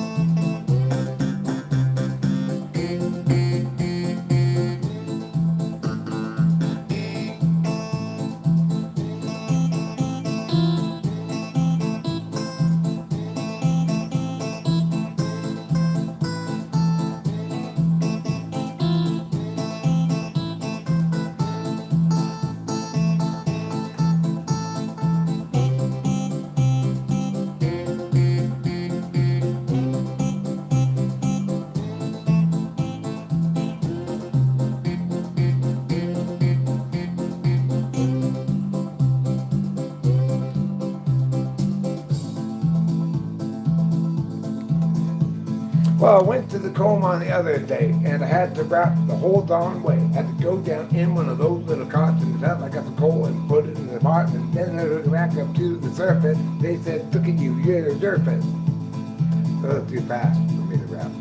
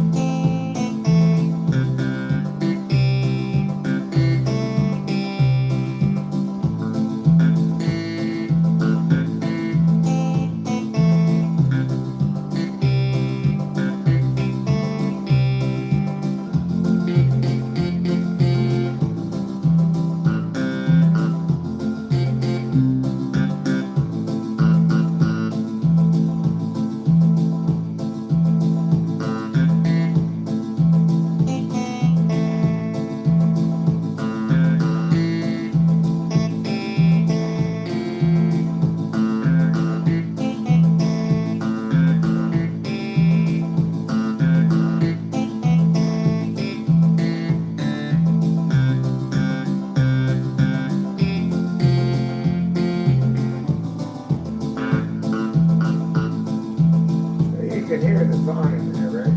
You just hear it, it's waiting. There is a song in there. It's clear that you can see. It's not the song I'm singing with my voice so deep. It's the song I was playing on the keyboard just a second ago. This one, you know.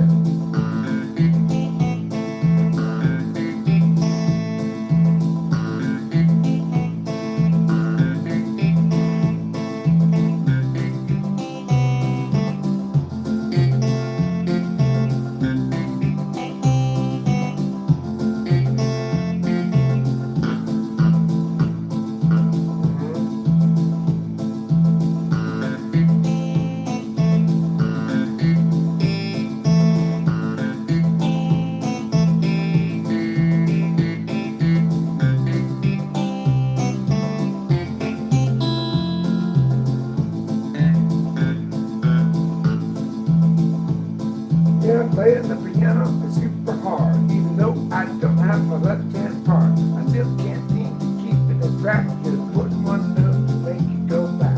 Then I start up again. We're gonna try though, and this'll be good. Right, here we go.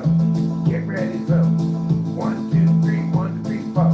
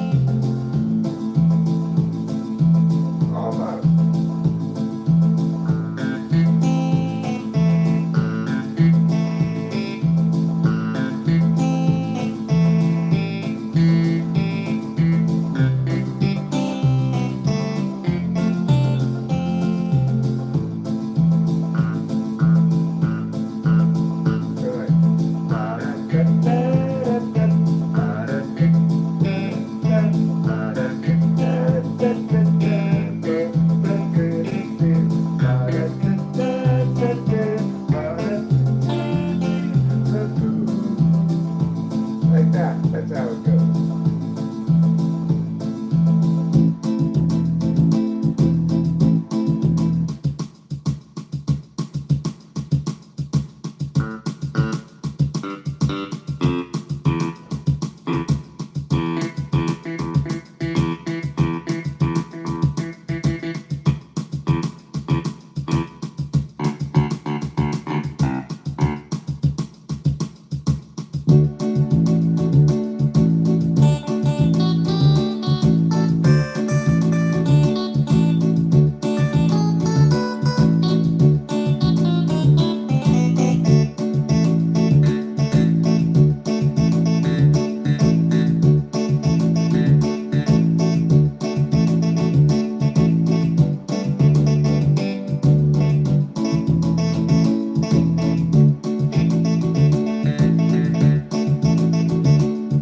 Welcome to Brazil.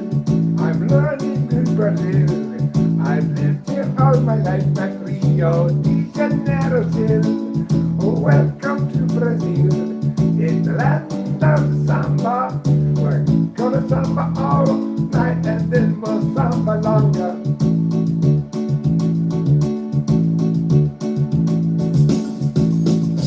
I can dance the night away with my Brazilian butt lips. I'm gonna make a Congo line while you go cut in the other line. You got the fish that I caught in the Brazilian waters when I was fishing today. I said, look at this fish that I caught, you don't throw it away. 'Cause I love living in Brazil.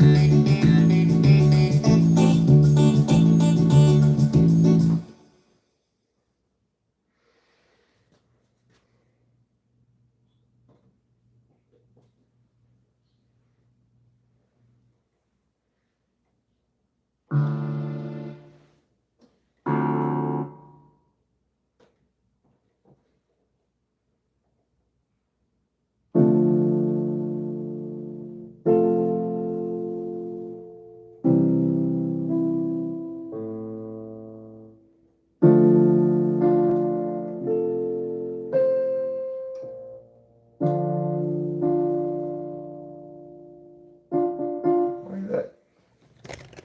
Like that. Okay, yeah, on it. Shouldn't be like that. Whatever. Oh, I do have the effects on. My bad. I didn't know I had them on. That explains it.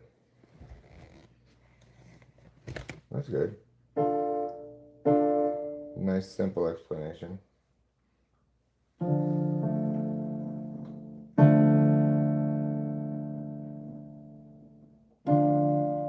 Wait, what is that? I'm wrong. That wasn't the effects. Turn off the EQ. Turn off the feedback detection. There, that should solve the problem.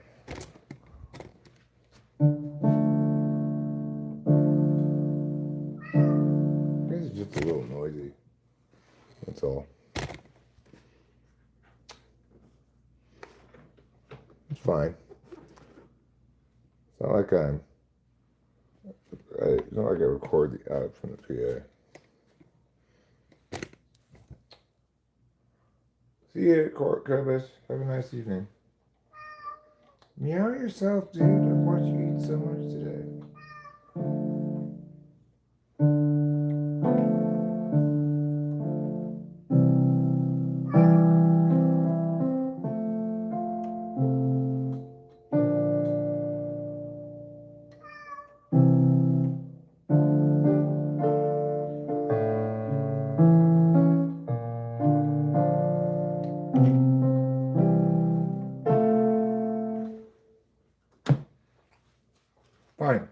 I'll watch you eat.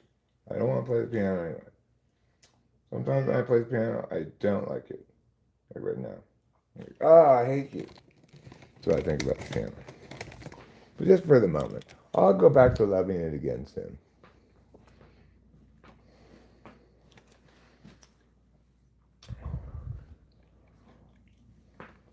Hi, Rubinar. How nice to see you.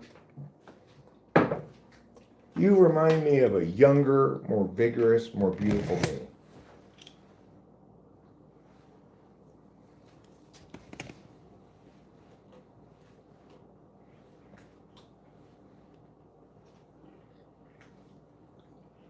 That you're beautiful, beautiful, beautiful.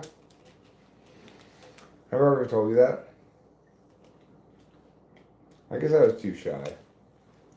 It's the only reason why I wouldn't have already told you that.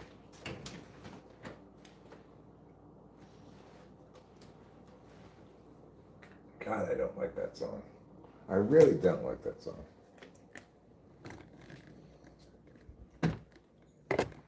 It's so like, listen to my emotions. Get out of here with your emotions.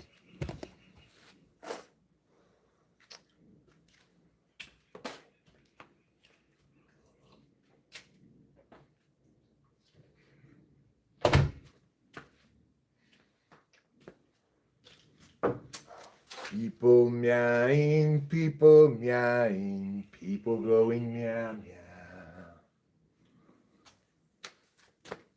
Of all the songs that I don't like in the world, I sing that one probably more than any of them.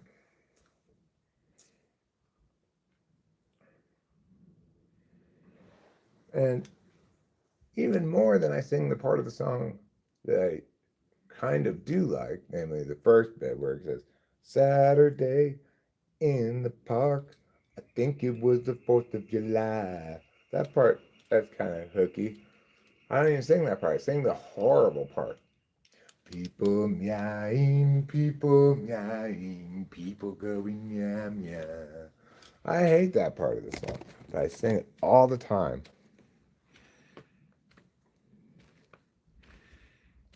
It bothers me when men put their bare feet on a dashboard. Oh.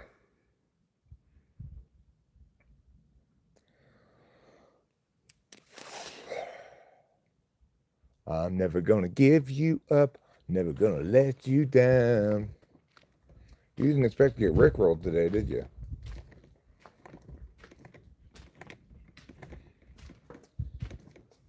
So I'm just kind of fucking around right now, but I do plan on doing something that's kind of like rude and self-indulgent, which is I've got the Typology video set up to go with the clips and everything. I just need to sit in front of it, watch the clips, respond. I think I'm going to do that probably on stream before. Ooh, it's almost before the baseball game. Hopefully, the baseball game starts at 6:10. I think it's in Texas at Ranger Stadium. Now the Rangers they play in Arlington, Texas, and I guess it's just 1 hour east of us. I think some parts of Texas are more than 1 hour east of us, but I could be wrong about that.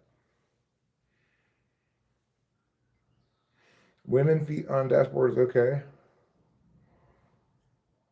Do they have to be wearing toe socks? If a man put their not bare feet but toe socks feet on a dashboard, would you be okay with that?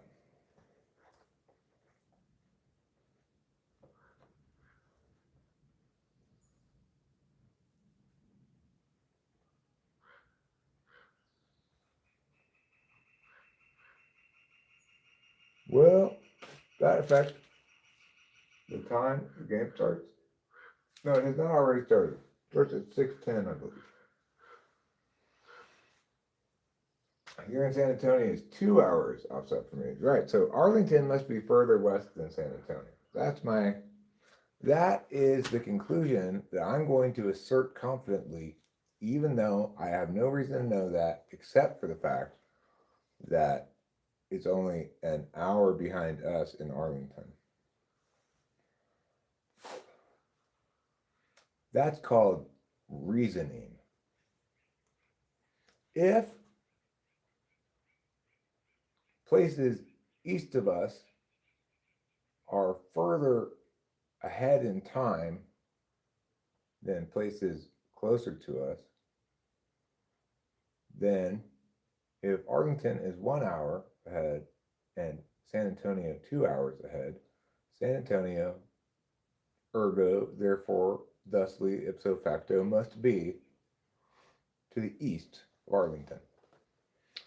That's called using a little bit of reasoning skills to conclude something that's not expressly stated.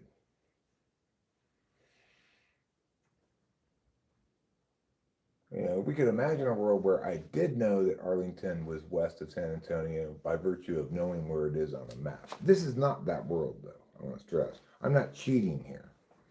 I don't secretly know it over the map.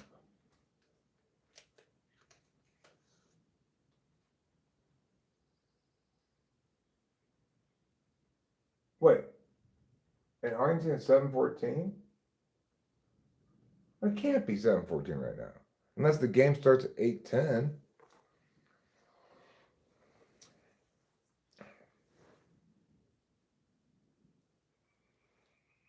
Then it could be 7:14 in Arlington. So you think Arlington is the same time as San Antonio? Do you ever smell the back of your head? No, I do smell like behind my ears. Sometimes I'll get like grease off them. I'll go like, it smells a lot like me, like concentrated Eric smell. But not the back of my head.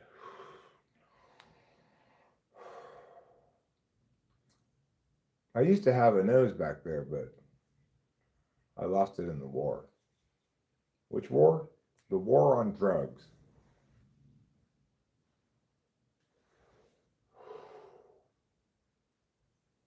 Smells like, that's it. Oh, it smells like pennies. I thought you said it smells like penises. The back of my head does not smell like penises, Ruben. God. I mean, sure, sometimes when I'm running naked, my dick will flap back between my legs and go all the way up and hit me in the back of the head. But that's pretty rare. I usually don't run naked.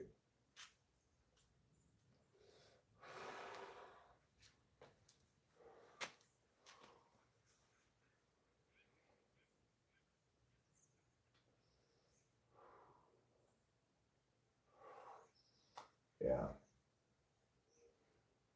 Well, that's my story about how the back of my head came to smell like penis, and I'm sticking with it.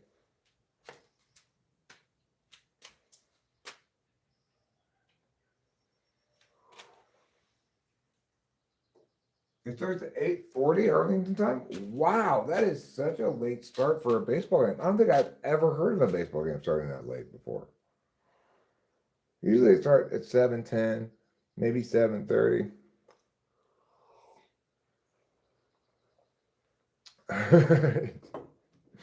Ruben, you don't have to explain. You intuited it. That's the kind of gift you get for having NI tool. So, okay, why was I wrong in my reasoning then? Well, because I assumed, but I didn't state this assumption, so I should have stated it, then my argument would still have worked because it would have been an if, a conditional premise. But I assumed that the game would never start later than 8 o'clock. They almost never do. I could conceive of some freakish outlier that starts at 8:10. 8:40, that's almost 9 p.m. Have you ever heard of a baseball game starting that late? I've never heard of that before. It's a school night, too. It's Monday. Maybe on a Friday night, you could say, Fuck it, let's stay up late. Let's start the game at 10 p.m.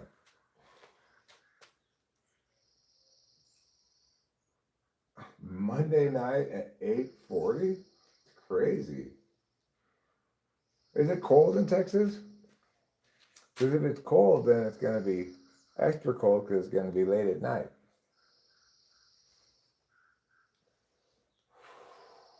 I tell you who's not cold, the Athletics.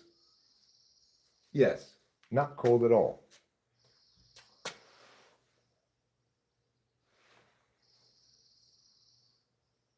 Who am I type policing? Renault Conti. I'm type policing what he says about functions, though, not his actual type. I think I type policed him before. He identifies as an INFJ. I'm assuming I let him go before because um, just watching a little bit of this shit, it seems INFJ to me.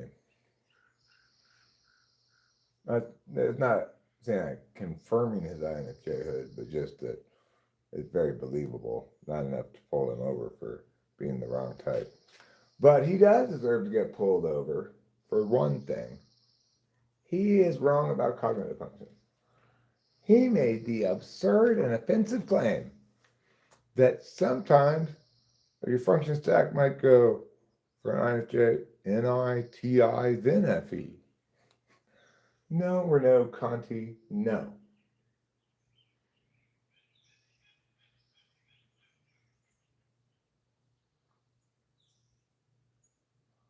Since you live in California time, was Chips your favorite TV show? I loved Chips when I was a kid and it was coming out actively on making new episodes. I thought it was fantastic. I loved the scenes where a scene I remember not from then though, but I remember from traffic school. One time I got a ticket when I was like, I don't know, 19 or something, and I went to traffic school, and they showed us this movie, and it started with this scene of these people driving down the highway, and then they opened up their back seat to get entrance into the trunk from inside the car, and they started pulling out all these automatic weapons and started shooting at the cops chasing them, and and then the scene ended, and at the end of the scene it was revealed that it was Eric Estrada and that other guy. It was an episode taken from an episode of Chips. Everybody in the class laughed because we're like, "What is this?" They did a good job in that traffic school of starting off the whole class with that little like surprise. It's actually just Chips. This has nothing to do with how you should drive. But yeah, you're thinking, well, is this video about how you shouldn't shoot at the cops or something?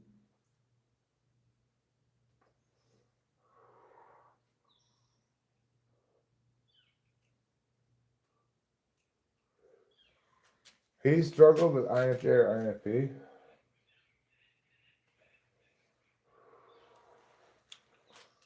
Huh. Thank you for telling me that. I'll mention that. Um, INFP, huh?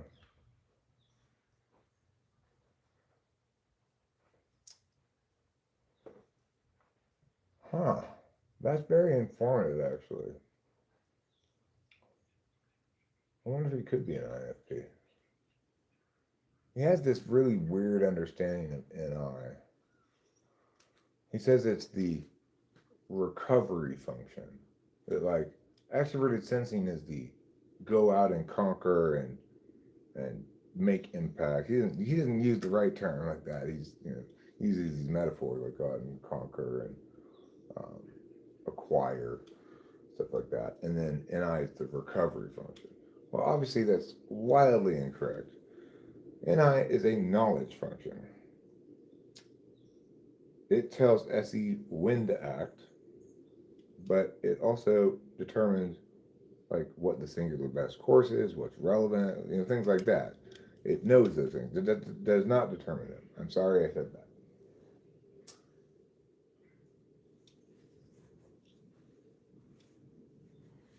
Let's see what this says.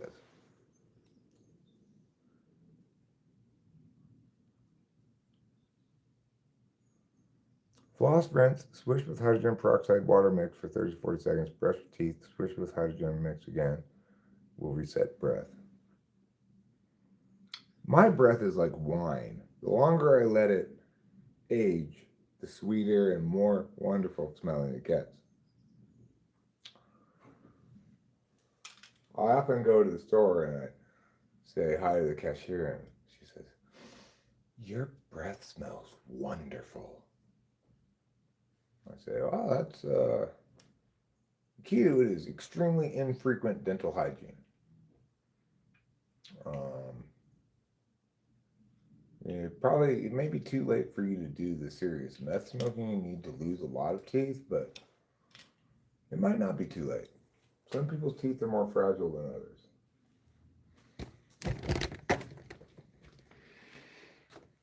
All right, well, let's get set up here. Let's get dressed up, set up, and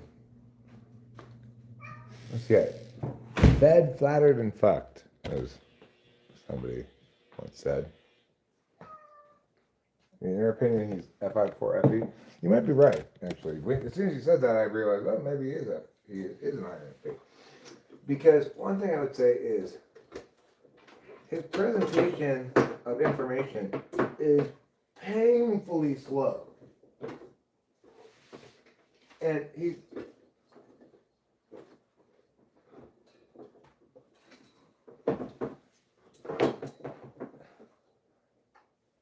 the question of concision is a weird one with him, because it's not like he's necessarily taking a super long time to say what he's saying, but it does seem as though he's kind of including a lot of disclaimery stuff, and also like reviewing it. So in previous videos I talked about this and this and this and this and this and this and this, and then in my book I talk about this and this and this, but in this part of the video I'm going to talk about this.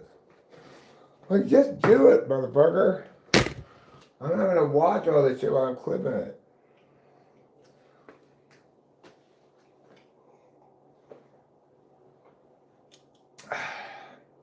Right, getting set up. By which I meant apparently wandering aimlessly. All right. We're going to need a microphone. Microphone, check.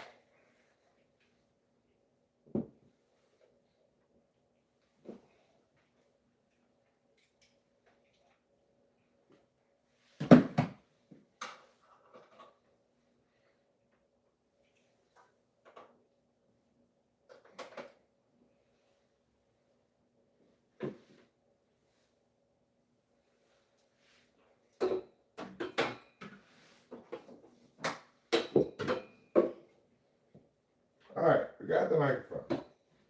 I could stereo mic myself, or I could use the condenser mic. This one's already set up.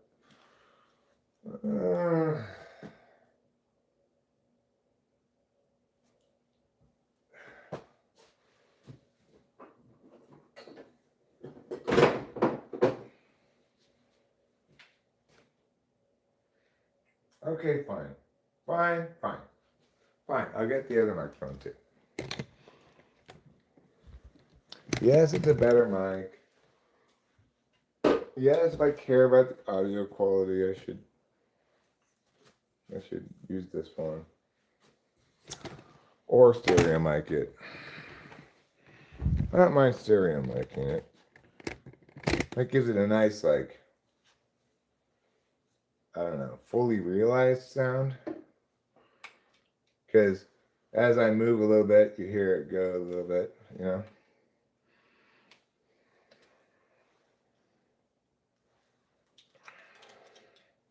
I always have to look at this thing to figure out which side is the front. This side is the front. Okay.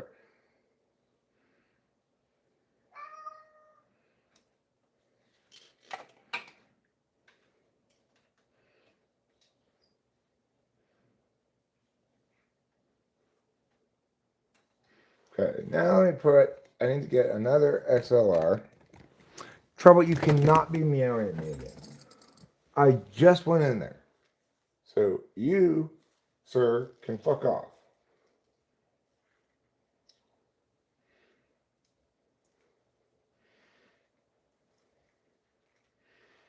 You can't complain about me being rude because I called him sir.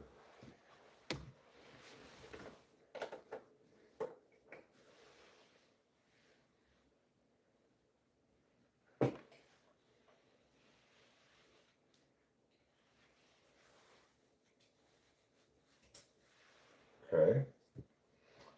Got 2 microphones.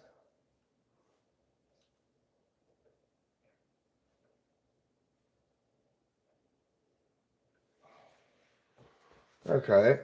Now let's get the mouse and the keyboard so that we can do a little setup here.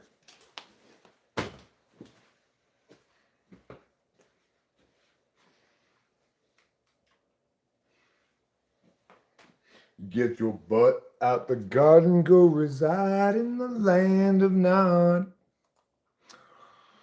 All right. Oh, right. I need to add that. Video capture device, me.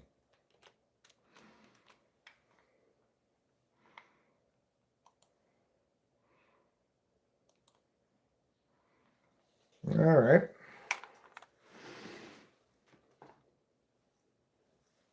All right, I need to move this over. I've got a professional camera stand here, on which allows me to make the camera the right height. This box I got here is specially designed for making cameras taller.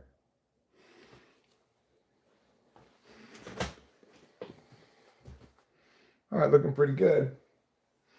Looking pretty good in the neighborhood. But you know what I am going to, of course, have to do? I'm going to have to bring another light over here. Sorry, bring another light over here so that I'm well lit like the noonday sky. I'm also going to need to adjust this camera a bit here by cropping. I'm going to crop it like the Acropolis. Put this down here. And put this over here. And then I make this bigger.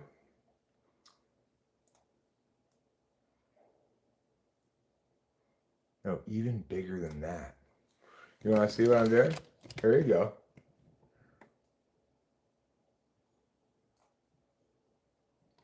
Oh, get your butt out the garden, go reside in the land of Nod. All right, the camera needs to go down to the bottom behind the pictures. Yeah, like that. Let me scoot it a little bit this way. Okay, good.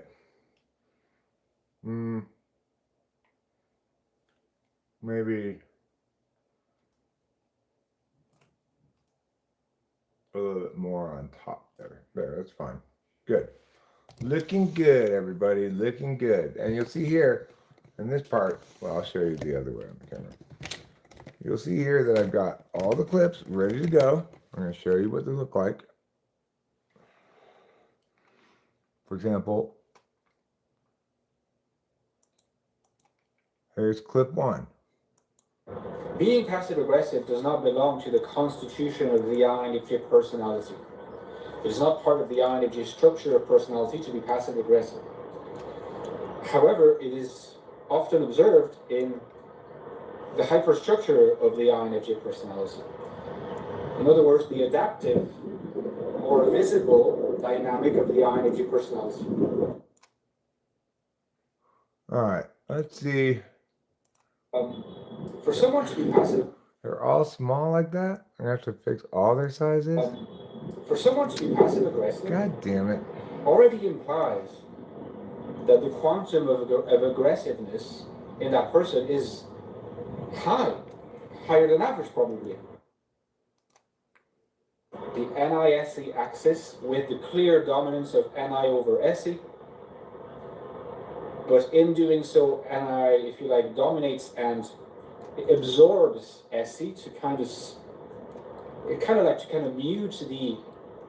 mute the sparks of SE, just absorbs it, takes it in, but there is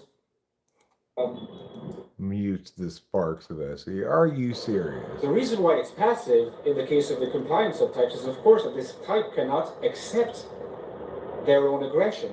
They cannot deal with it. They get neurotic about it. So they transform it into compliance. And one of the ways in which the aggressiveness, the fantasies that articulate themselves around this core pillar, that is the fundamental fantasy. Fantasy of repair for an eye, fantasy of limitless sight for repair, an E, fantasy of control and mastery for TE, fantasy of purification and cleansing. Doesn't repair seem much more like an FI thing? I would say that there is no real rigid set of functions outside of the fact that they tend to congregate into clusters that we observe. No, Renault, Conti, you could not be more wrong. An individual, typically an auxiliary and a tertiary, that present themselves for INFJs as FETI, for INTJs as TEFI, but which can be switched. Depends. Which can be switched. Oh my There's fucking more god. variability than we would like to think. Are you serious? And it depends on the structure of the fantasies. And I think this is what we observe, People and their types, when we look at their function stackings, are not quite as cleanly cut as we would like to believe. Okay. Okay, bro. If you say so. Alright, now I'm all set up. So I just need to put on, I need to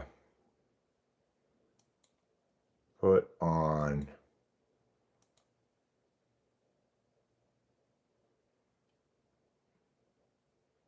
wait, how am I gonna listen to it?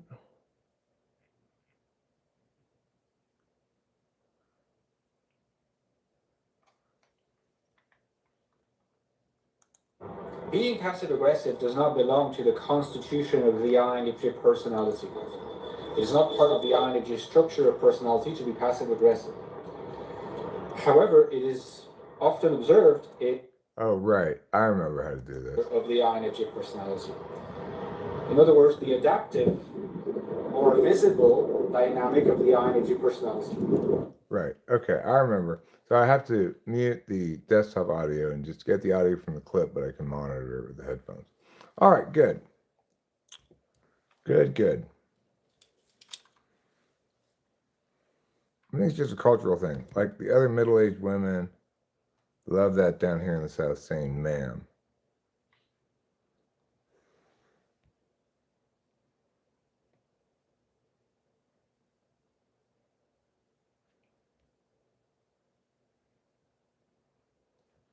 What you should do if you're talking to a younger woman, Casey Jones, don't just call her ma'am. Call her respected older woman. And then she'll be like, does he think I'm old? You'll be in like Flynn.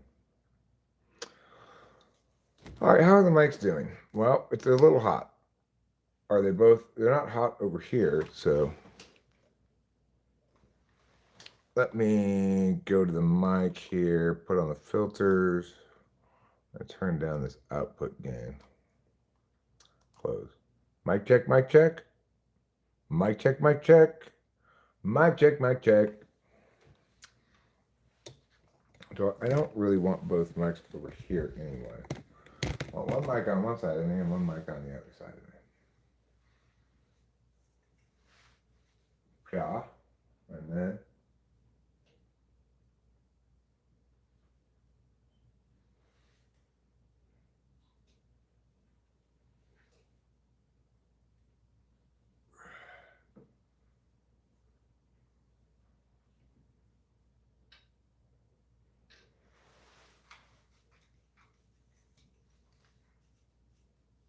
all right.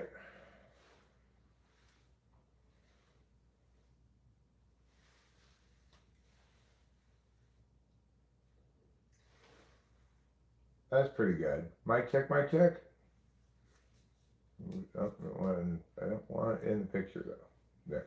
Mic check, mic check. All right, good. Now we can put on our special outfit. Eric has a very special outfit. Yes, he has a very special outfit.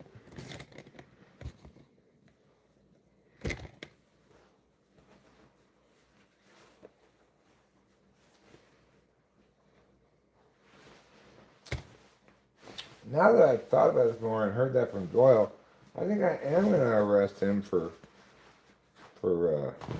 not being an IFJ. I will concede in the process that, look, the judge may throw this one out of, may throw this evidence out because this may not really comprise probable cause. But here are the reasons why I think he's actually not an IFJ.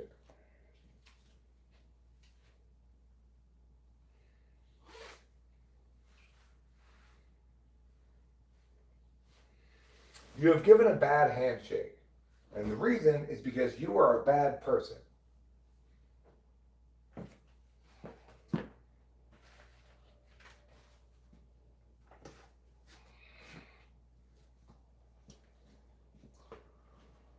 All right. Time to get dressed in my uniform for work. The chief's a real stickler on appearances down at the station.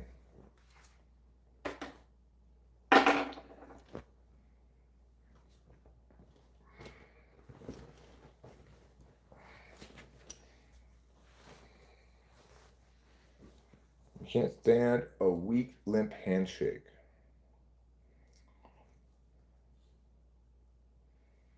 Hi, I'm Eric. Like that.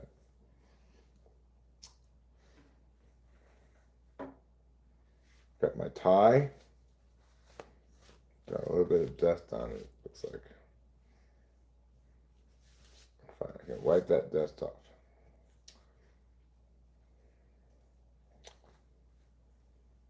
If need be, I suppose I could put on a real tie too.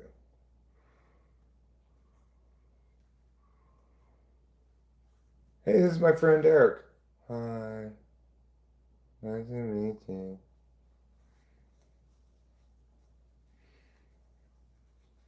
So, where did you guys meet each other? I don't know.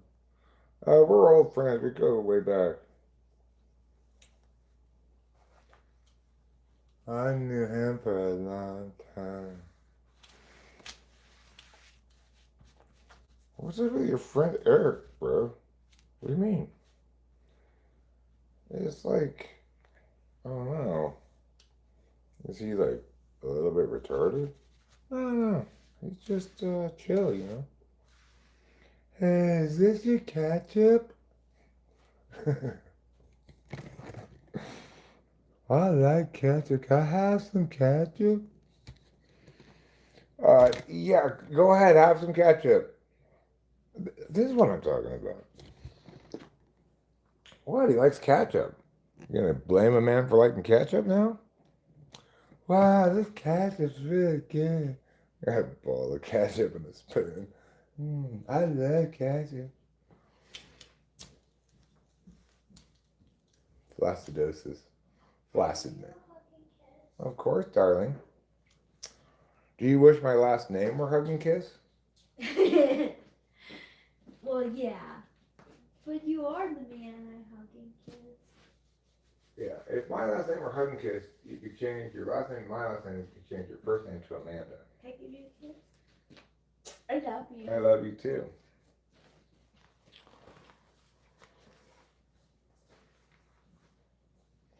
All right.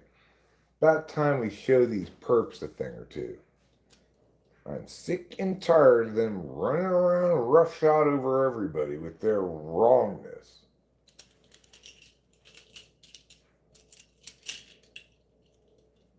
Keto flaccidosis.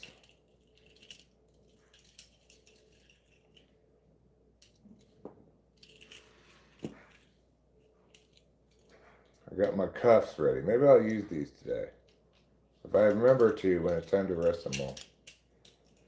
So, I'm sorry, Renault, but get your little tiny wrists into these handcuffs.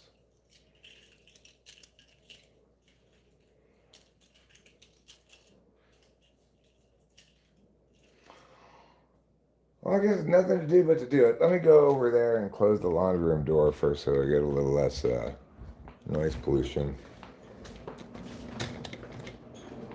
Oh. Can I close this door? Oh, yeah, sure.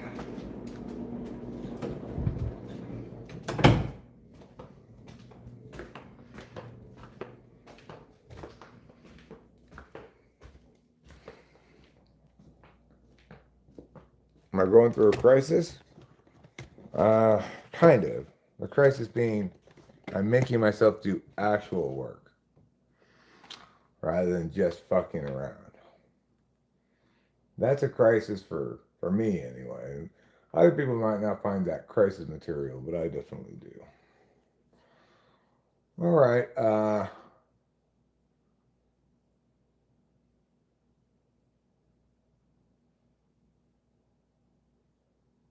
right. So, no, not that. Just put it right there. Put it right there so I can. Oh, actually, right here. Doesn't need to be that long because I have fewer clips this time. So,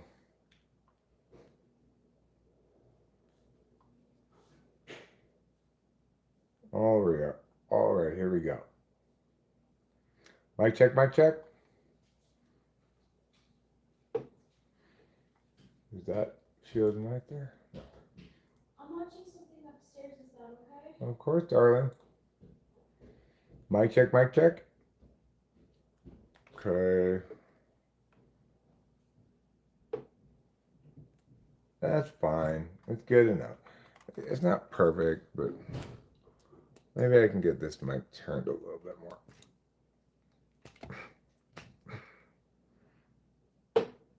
Yeah, that's a little bit better.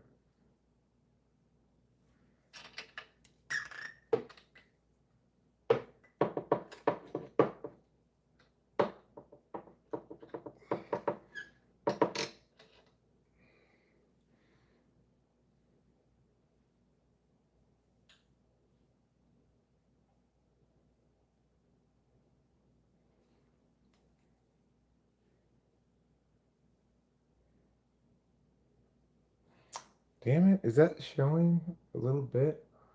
I'm trying not to have the mic show. Oh no, it's good. Okay, we're good. We are good. The mic is not in the picture. Oh, I need the other light. Forgot.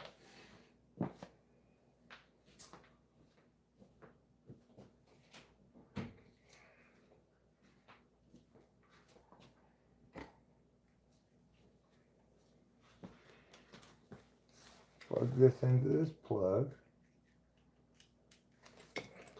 Now I have a little bit more light.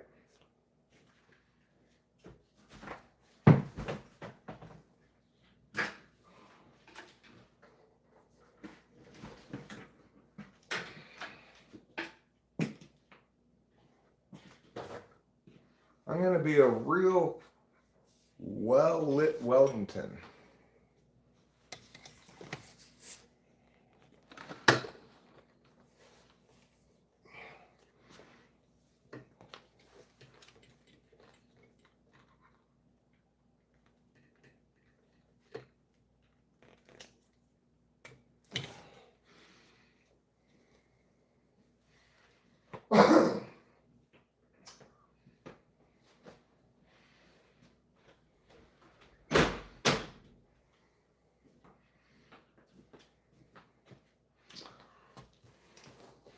It actually looks worse. It's like too well lit or something.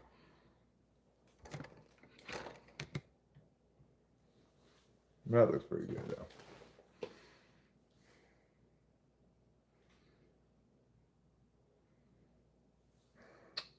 I guess The camera really needs to be just a whisper taller.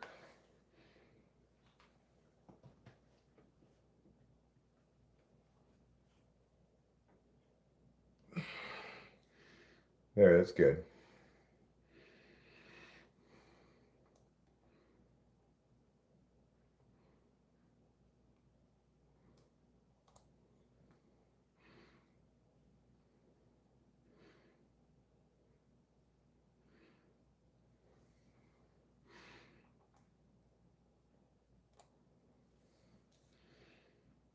All right, that looks pretty good. That looks pretty good.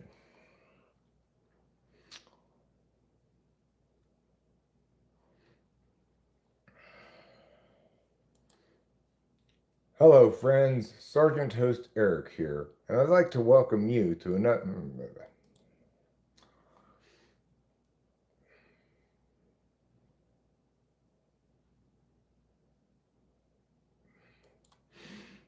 Hello, friends. My name is Sergeant Host Eric, and I am a sergeant of the Type Police. Too slow. I always have multiple attempts at this before I ever get it. Hello, friends. My name is Sergeant Host Eric, and I am an. Hi, friends. Sergeant Host Eric here of the Type Police. Try as you might, you just can't hide, 'cause you're mistyped. And I've been waiting to pull you over all night. Type Police, Type Police, please pull that guy over. He says he's my MTP, but seems extroverted sensing to me. I think he's ESFP, or Type Police.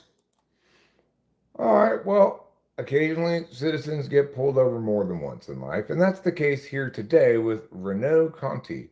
Now, before I begin this Type Police episode, let me remind everybody that Type Police is for entertainment purposes only. Obviously, nobody can determine a person's type without actually typing them. Now, back to the action. So, some years back, I Type Policed Renaud Conti, and I believe I let him go. He claims to, or certainly at that time claimed to be an INFJ, and I thought there was inadequate cause to arrest him. Let's revisit that question, plus let's turn our attention to whether he's saying correct things about typology. Let's take a gander at old clip number 1. Being passive-aggressive does not belong to the constitution of the INFJ personality. It is not part of the INFJ structure of personality to be passive-aggressive. However, it is often observed in the hyperstructure of the INFJ personality. In other words, the adaptive or visible dynamic of the INFJ personality. Okay, so apparently what he means by hyperstructure here is aspects of the self that are adapted to particular circumstances or whatnot. In other words, the part of the personality that doesn't stem from the common architecture of a function stack, but instead from the person's personal experience. So is it the case that INFJs are necessarily passive aggressive? Well, it is consistent with INFJ in the sense that FE Tool is going to probably experience a bit of other people not being considerate in the way that they are. And yet, because they're so considerate, it's going to take them some number of instances before they get riled up about it. And then when they're riled up about it, they're probably going to take an approach that's less direct aggressive, instead passive aggressive. But like he says, it's certainly not implicit to INFJs or anything. All right, let's look at the second clip. For someone to be passive aggressive already implies that the quantum of aggressiveness in that person is higher than average probably. Woken up by an argument with someone else. But the argument is not the cause. The cause has to do with the deeper structure of the personality. Okay. I think what happens here is kind of revelatory about how we should talk in general. He's discussing whether or not INFJs are passive aggressive people. But the reality is that passive aggressiveness is a response to something. He says there at the end is woken up by an argument, but is not caused by it. I'm going to have to take exception there. It's anybody is going to have some degree of aggressiveness, passive or active, whatever you want to call it, in response to persistent injustice. For types that are more that have a less tool-like relationship with FE, particularly if it's lower than 2, right? Then they're more likely to be addressing things sooner. And this is also true for people who have FI clear in their stack. They're going to be able to understand things, what's important to them earlier on, and likely say something about it before they feel treated shabbily. Once you've been treated shabbily a number of times and your FE has not managed to socially grace a good solution to the problem, then some kind of adaptive response is going to be necessary. And being passive aggressive in that instance would make sense for that type, but is not indicative that they are passive aggressive people. And in general, we're better off describing behaviors, actions, words as something rather than people. Let's look at the next clip. The NI-SE axis with the clear dominance of NI over SE. But in doing so, NI, if you like, dominates and absorbs SE to kind of mute the sparks of SE, just absorbs it, takes it in, but there is still that intensity and aggressiveness inside NI. Okay, this kind of horrible talking about cognitive functions, metaphorical reification fallacies, or whatever, is part of why we cannot have nice things.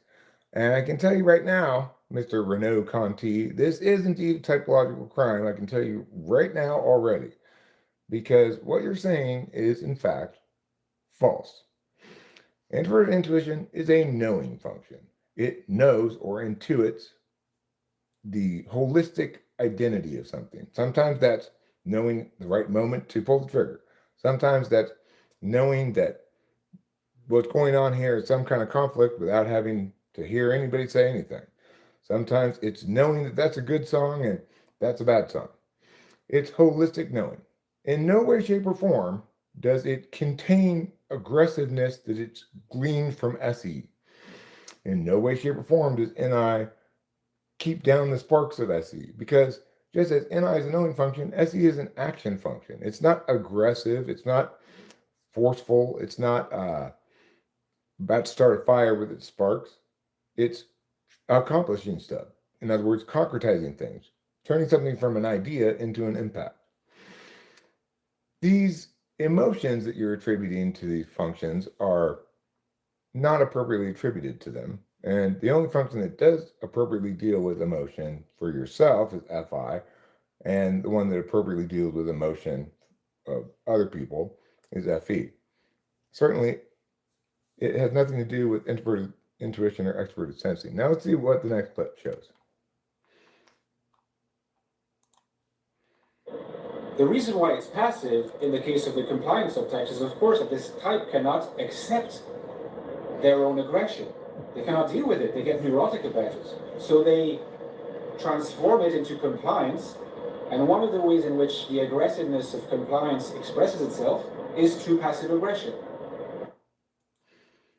Okay, so first of all, there are no subtypes. I'm going to give them a bit of a pass on this one because it is conceivable to intellectually constrain the idea of a subtype in a way, or define it in a way that it's not impossible that there could be some kind of subtypes. So, for example, if one imagines that particularist experience falls into broad categories of a certain kind, and that, say, INFJs with this set of particular experiences are more likely to be neurotic because those experiences are more ontologically assaultive to them or something, it's conceivable maybe, right?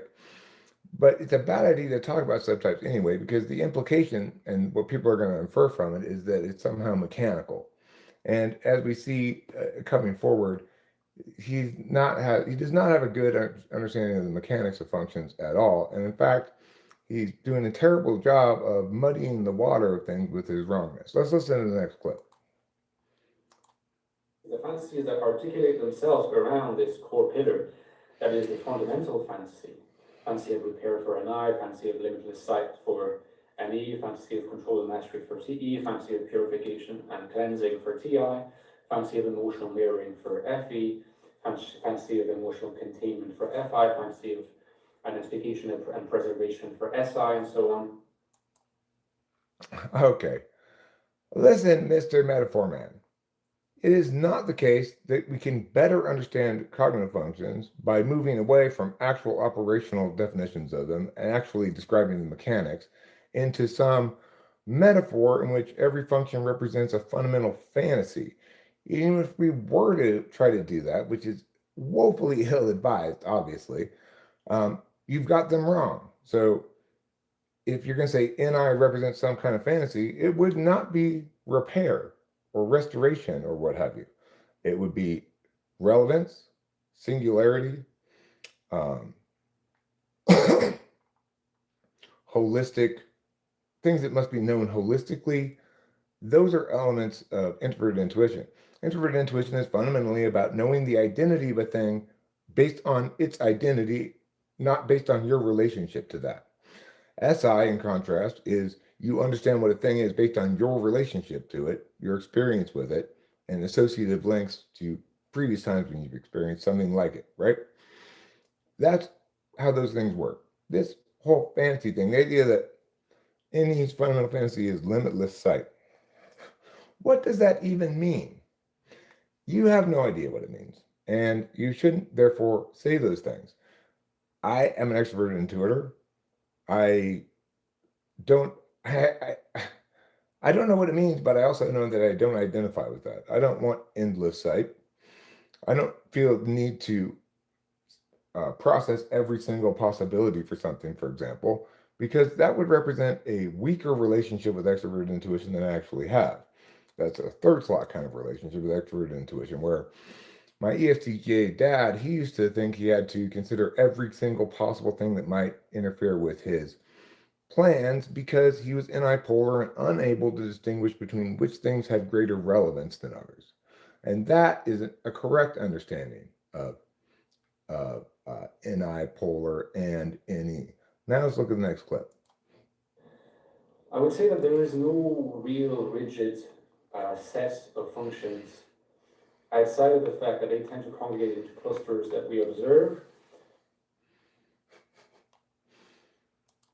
Okay, let's listen to the next clip before I comment. And in the middle, typically an auxiliary and a tertiary that present themselves for INFJs as FETI, for INTJs as TEFI, but which can be switched depending on the potency of the fantasies in early childhood.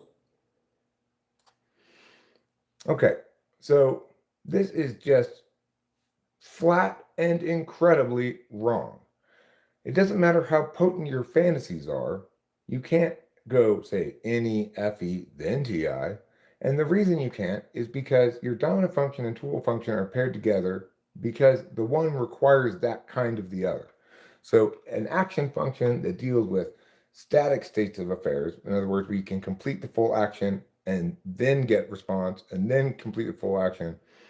And you don't have to worry about realities changing or needing to understand some dynamics of the system before you take the action, or while you're taking the action, I mean.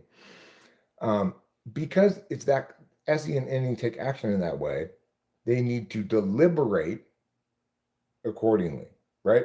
If I'm going to take an action that goes from here to here in full without checking and adjusting to changing realities, then I need to deliberate it out first. It needs to be really thought through because, after all, I'm not going to be able to change my action from once I start it till when it's done. Now, in contrast, if you have FE or TE as your dominant function, you're going to be paired with a knowledge function because those kind of dynamic systems require you to act, check, adjust, act, check, adjust. In other words, act, check, no with your knowledge function, which is instantaneous, does not require a lot of time, like deliberation, and then adjust accordingly. So it's not possible to conceivably have a dominant function paired with another function of the same attitude, for example. The reason is because, like I said, if I'm, say, if I'm a deliberator, well, I'm going to take such a long amount of time to deliberate for my dominant function that when I do decide to take action, either by putting words out or by concretizing an idea, then I need it to be that kind of action, right? So I can, since I'm a deliberation dominant, if I were, then say a TI, let's say I were INTP, I'd be able to think out the entire explanation I want to do ahead of time, then say all the words, make a long form video, and then deal with wrong people trying to criticize what I'm saying. It's necessarily the case. You could use an analogy here of predators as well. Let's look at a predatory creature that is like a praying mantis. It's a ambush predator. It waits in silence and stillness until something comes by and then it grabs it. So accordingly, its supporting ways have to be things like being very still, blending in with the color of the leaf. In other words, being invisible to possible prey. Contrast that with a shark. It's also a predator, but it's a chase it down and catch it predator. And so it has skills that go along with that. It's fast. It can swim well. Maybe it can turn corners quickly. So when you're saying that sometimes function stacks aren't what they are, you're saying sometimes a praying mantis doesn't have camouflage and stillness, and instead is both praying mantis and also tries to chase down prey and catch it. Of course, such a praying mantis would die immediately because it would not be able to catch prey because that's not the kind of predator that it is. Now let's look at the next one, but obviously your function stack goes extroverted, introvert, extrovert, introverted, or introverted, extrovert, introverted, extroverted, because they have to work together in that fashion, and all the function stack is implied by the first and second function. The first defines the fourth, fifth, and eighth. The second defines the second, third, sixth, and seventh.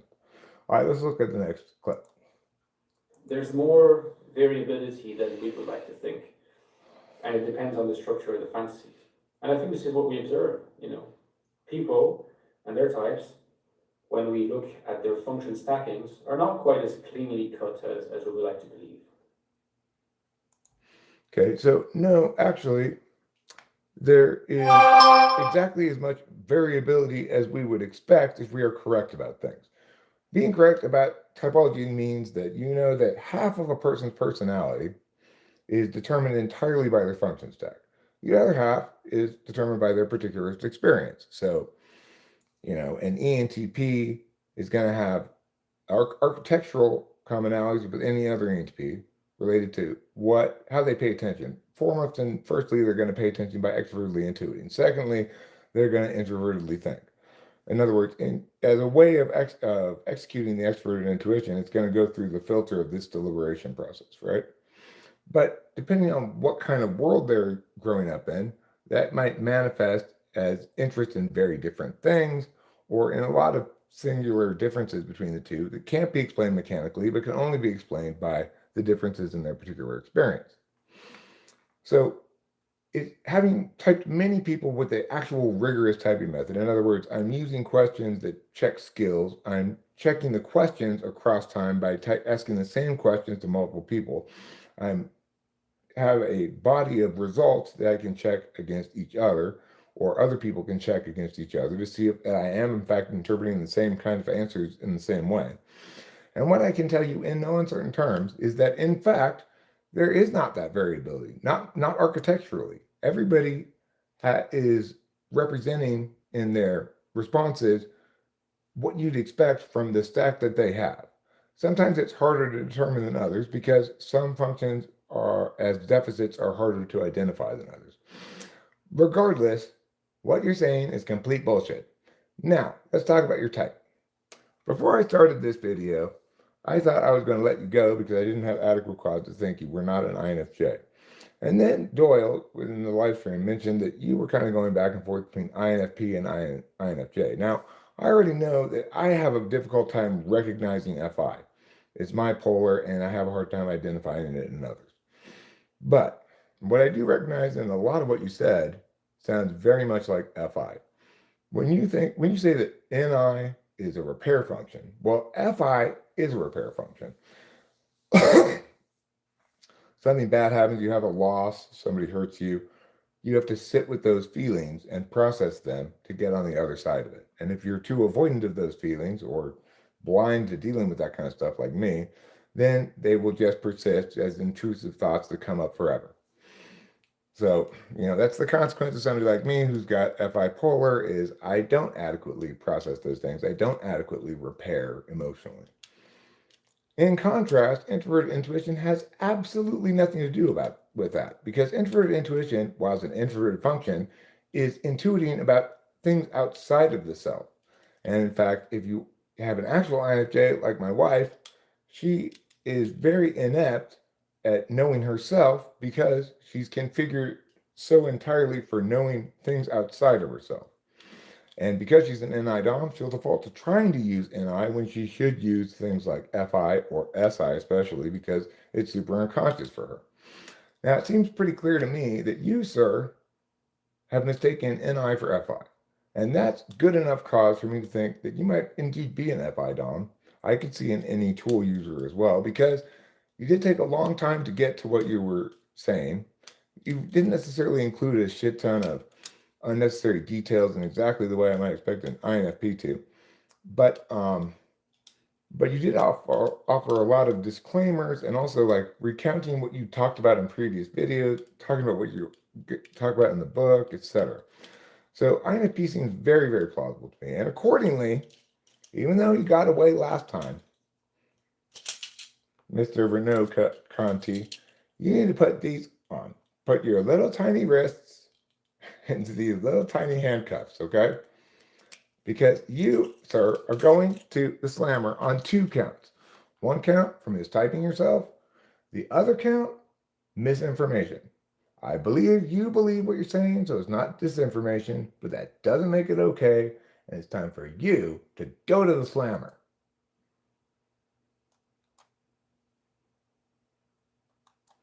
Okay, well, job well done. Another job well done by the Type Police. If you like the video, please like and subscribe if you want more content like this. Also, I do offer typing sessions. Link is below if you're interested. Thanks for watching, and see you next time on the Type Police. Try as you might, you just can't hide, 'cause you're mistyped. And I've been waiting to pull you over all night. Type police, please pull that guy over. He says he's INTP, but seems extroverted, sensing to me. I think he's ESFP. Oh, Type police. Done. I did it. I should win a prize. What prize are you guys going to give me? What prize are you going to give me now that I've done such a wonderful job?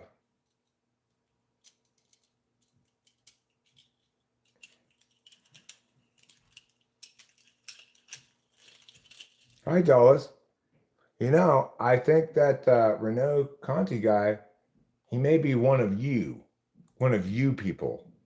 You know which people I'm talking about, right? You people. You INFPs.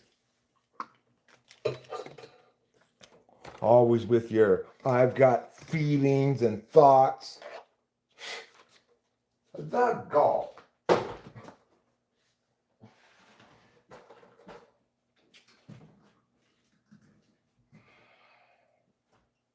Okay, now it's time to put all this stuff away.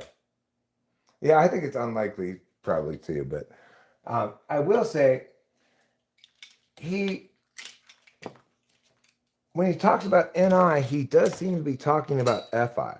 Because like he said, NI is the core fantasy of NI is repair, but FI is clearly a repair function. Like, you sit with your feelings, you process them, you get over stuff. NI definitely is not that.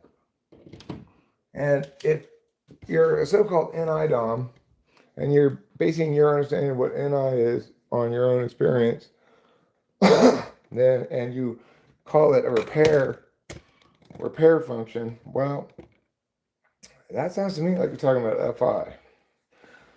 And that would be suggestive of an FI Dom.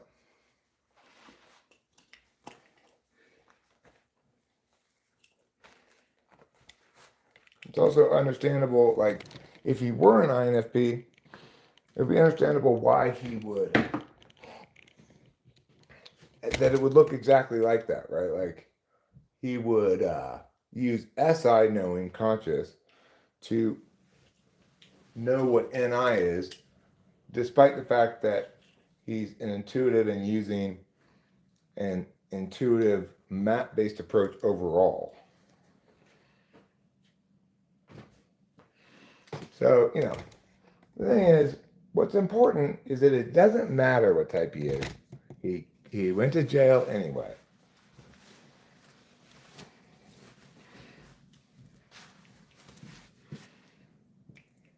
And maybe the judge is going to throw out the case for lack of probable cause. If so, that's fine. I trust my cop's gut, and it's saying that perp belongs in jail.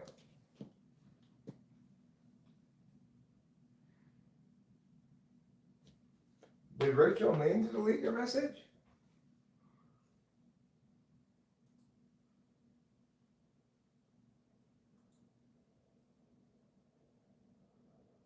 I'm assuming Rachel did not intend to delete that, but she might have. I don't know. She doesn't seem to be like in a bad mood or anything. I didn't even know she was in the chat.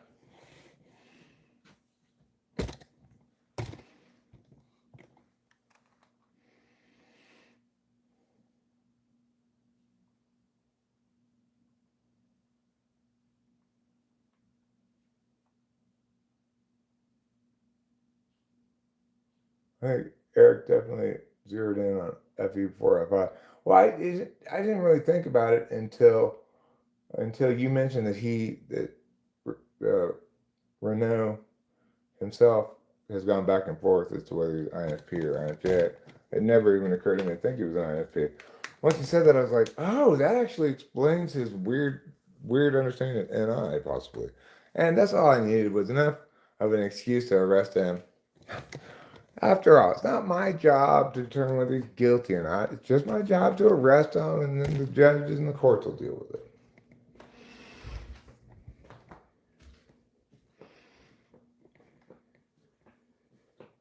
And I needed to make my quota. Type Police has a quota. We have to arrest a certain number of people a day.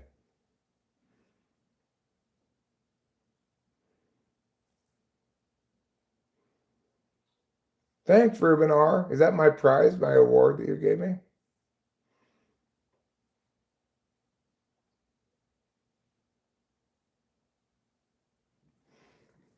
The thing is, I don't necessarily think that INFJs are particularly prone to coming up with their own weird ideas and locking into them. That definitely seems like more of an NE thing.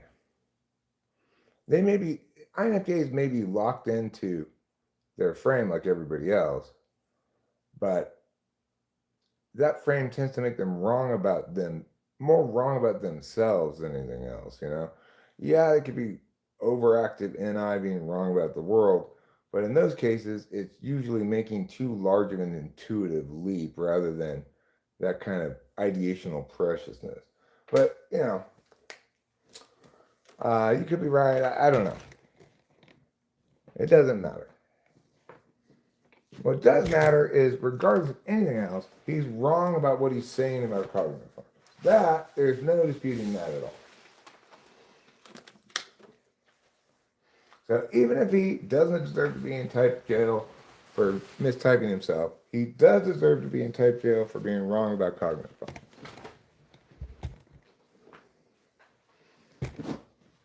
And it's not like I put him and his clone in jail, one for each crime, so it's fine.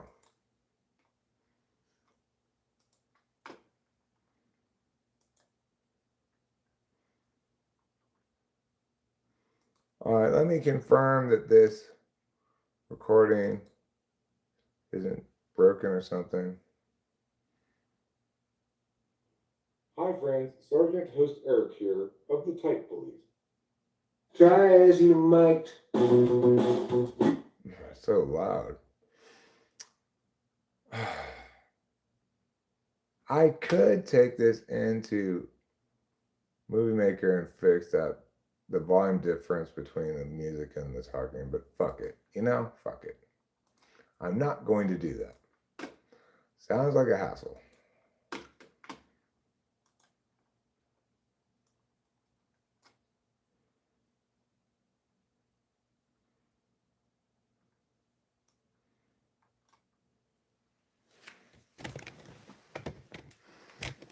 Type police. Type police. Exclamation point. Renault. Conti.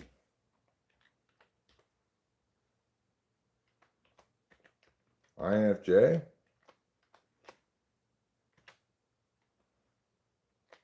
Correct.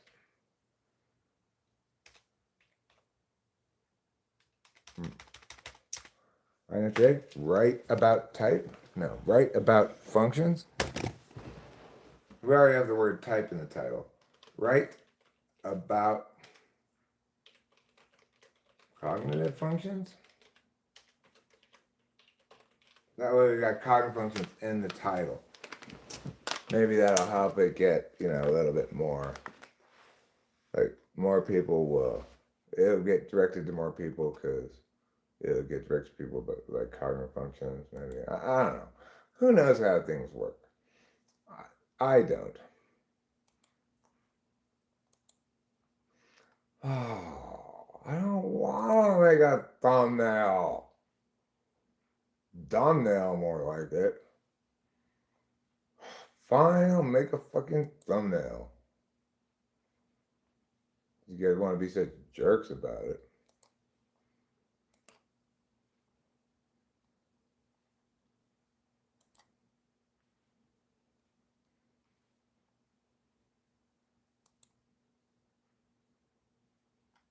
Open up the poop machine. I'm going to just get this guy right here.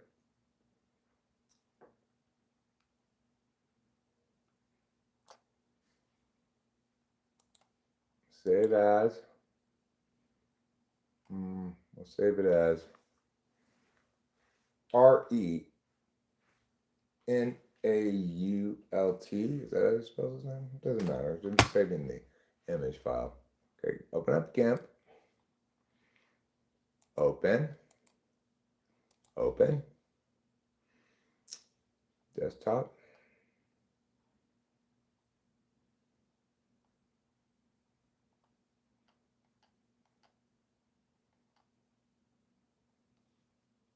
Modified. I'm going to put it on modified to go to the most recent one at the top.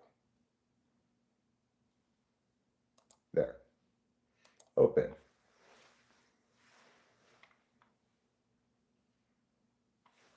All right. All copy. Go to this. Paste. It's a new layer. Now we're going to scale layer.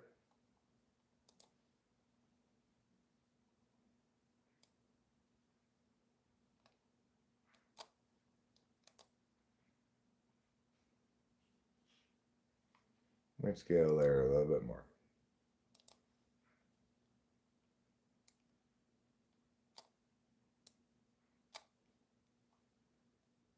a wee bit more. There. Perfect. Now, we've got Renault Conti right there. We're going to copy this, all, copy. Go back to Renault here. We're going to paste. Good, 2 new layer. Why did you get AI to do this, Eric? Because it seems like it might be even harder to do that. I don't even know. What do I look like? A guy who knows stuff? Let me go ahead and meow that.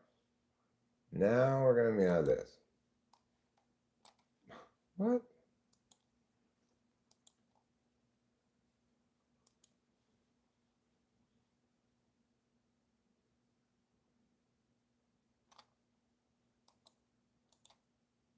Move tool.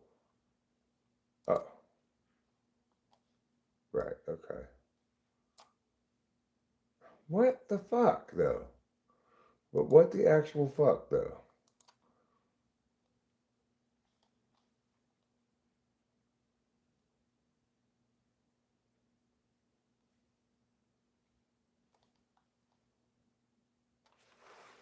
Why is the move tool not working? I do not understand.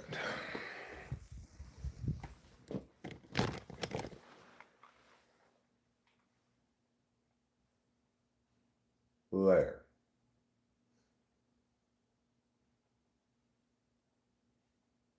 Selection. All. Okay, I've got this whole layer selected. Now I'm going to put the move tool. And it's like not even showing me the move tool.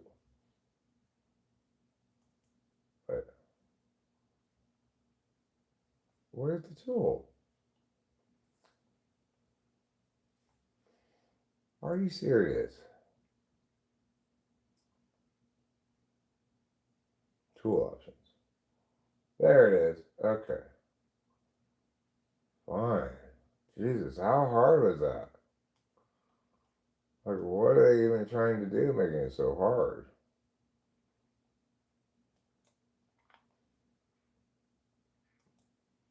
Nobody even knows what they're trying to do.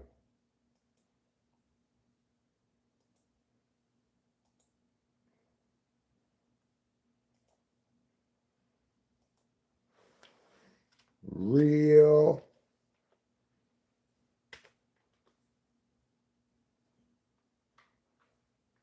God damn it. Real. I said, God damn it. INFJ question mark?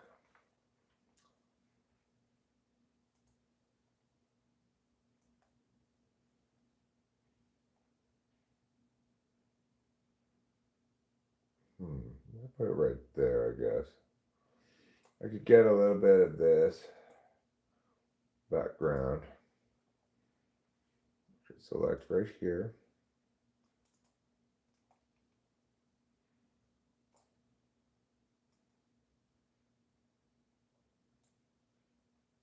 Okay. Copy. Paste. To new layer.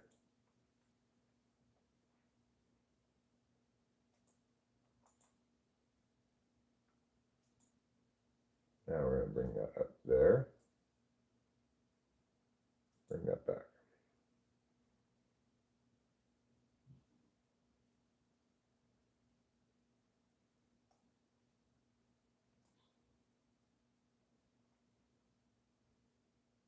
Okay, good. Good enough. Let's move this up a little bit. We're almost done, everybody. We're almost done with making the thumb. And now I just need to put a picture of me in there in my cop uniform. Copy. Then paste. To new layer.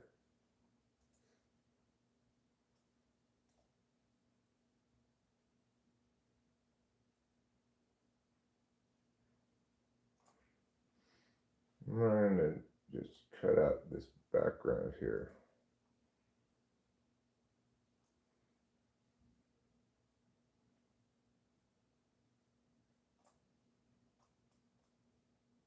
There and there. Good. Now delete. Excellent. That's a fine thumbnail. Check it out. It's got everything you need in the thumbnail and more. Export to title page 2. Export as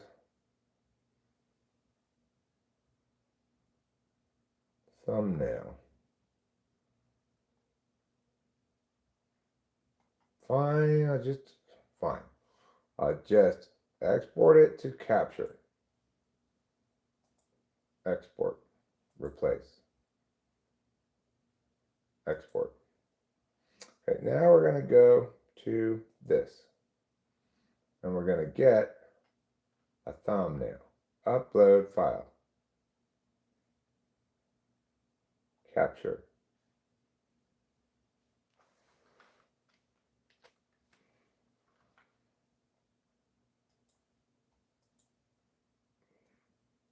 Open.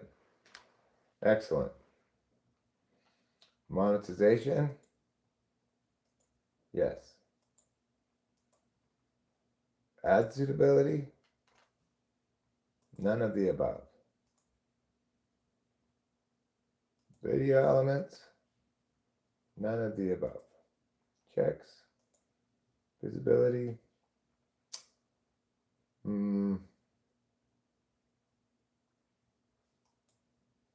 Let's make it a premiere that publishes in like at 8 o'clock and 7:30. 1 hour from now. 13. Schedule. Got it. Close.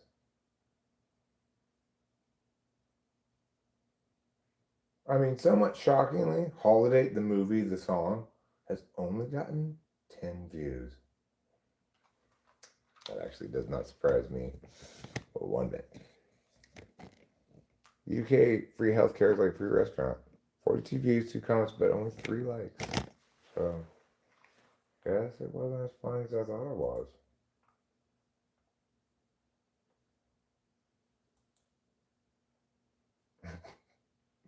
David Brazetta says, good to see big insurance getting some grassroots support.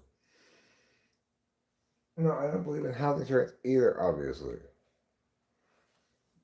True, it's bad for there to be single payer, which guarantees that you get incredibly shitty health care because nobody feels they're accountable to anything.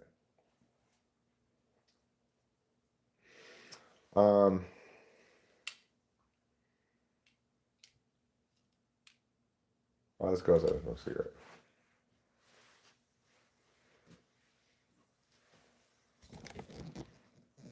So, I feel a sense of satisfaction, fulfillment when I have done a good scolding.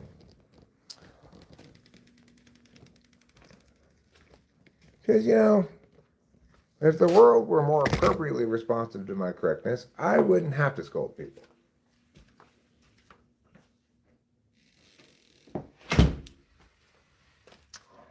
Like, that guy, instead of making content, he could have learned to be correct about cognitive functions by watching my content first, and then he could be correct at that point.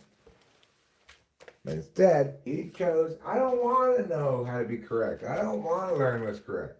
I just want to make my content and not care about that.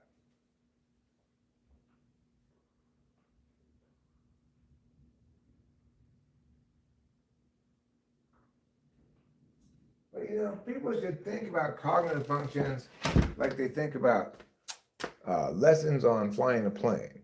Like if I came on YouTube and I said, Hey everybody, welcome to the first in a video series where I teach you how to fly a plane. And then I actually did not know how to fly a plane. So I was just telling people like, okay, so this part here, when you push forward, it's going to go up. When you pull back, it's going to go down. That's totally wrong, but I write that down. Well, people, if somebody were doing that about flying a plane, everyone would go, that's very reckless and irresponsible of you. They should have the same attitude about cardinal functions.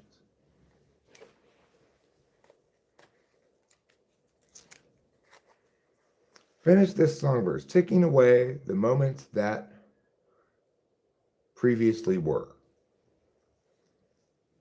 Are you telling me to turn it into a song lyric, or that it already was part of a song lyric? You want me to complete it with the actual end of it, or what? I'm not sure. I need to spend a bit more time looking at this stuff, but what I can see for sure is very little TITE.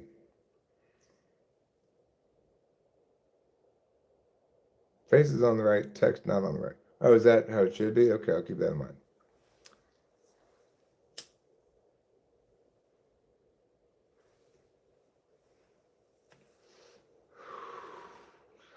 Yeah, I should have suspected it, but I kind of went into that with a bit of a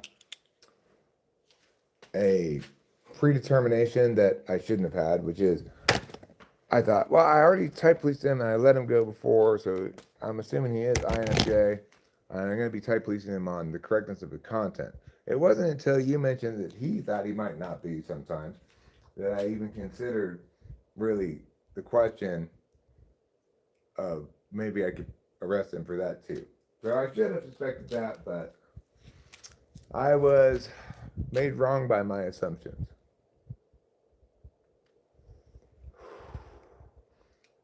Or really, more quickly, by my frame going into it. I had framed it for myself as this is a stop to check for correctness.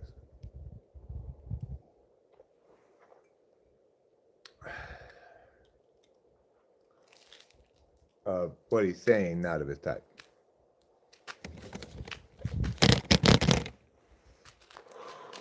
Seems like no matter which direction I go, I'm backlit.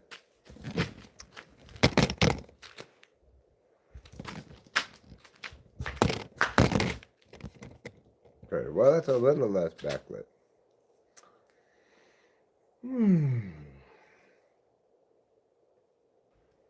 It's cold outside, but lovely. Got pretty overcast looking too. I'm thinking maybe get still more precipitation. Could be hail is why I didn't say rain. It's cold, but not quite so cold that it might be snow, I don't think.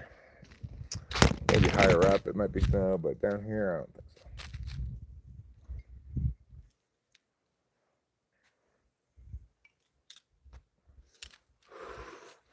so. I love these trees down at the bottom here that in the spring they make these white flowers that are the trees just look beautiful as they're coming into bloom. Once they're actually fully in bloom, it's kind of a little less dramatic. A little earlier in the season it was more beautiful because you get a few flowers against a more stark background. But I'm going to show you the tree I'm talking about. See that one right there? That tree. Those trees are beautiful. There's another one over there, but you can see that one better. I don't know what kind of tree it is. It's the tree with the white flowers.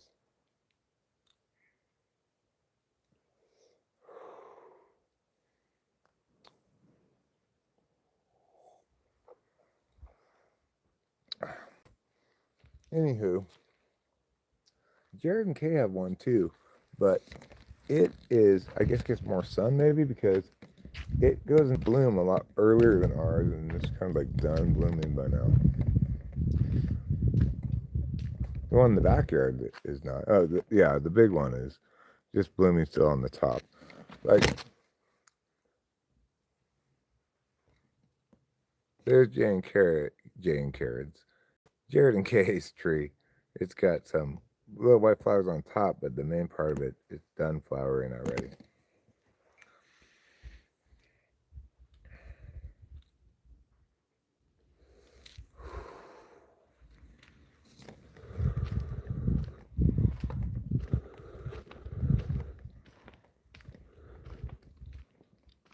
So this is an oak tree, and the top of it's the opposite of that other tree. The bottom of the oak tree is still young leaves. The top of the oak tree, they're already come in and they're full of green leaves. So interesting, huh? With the white flowering tree, the top is the slowest getting old. But with that tree, top is the fastest getting old. Why? I don't know. Well, because of the evolutionary advantage, obviously.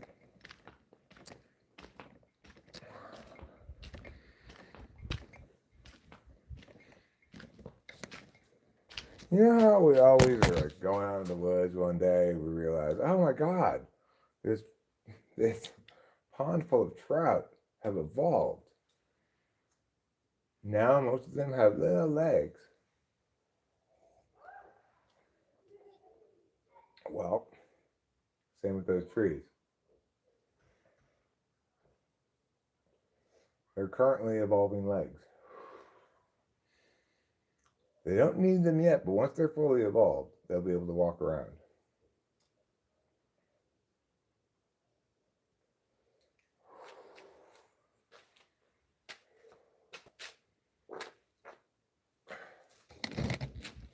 All right, time to go inside. And time to do something else too. Turn on the rhymes with raceball game. That's right, the baseball game.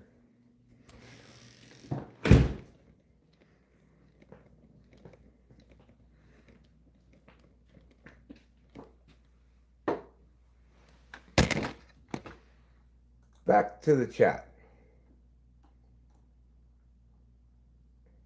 Mountain dogwood. Oh, that's right, it's a dogwood. I think you had told me that before.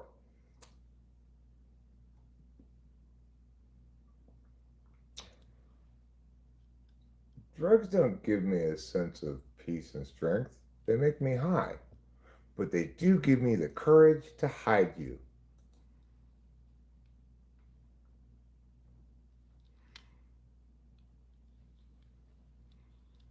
I mean, I knew he just couldn't do it, right?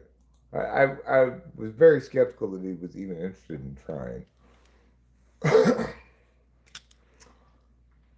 He's not a very honest person. It seems weird to me that, like, a self-professed Christian could be so unchristian about things, right? Like,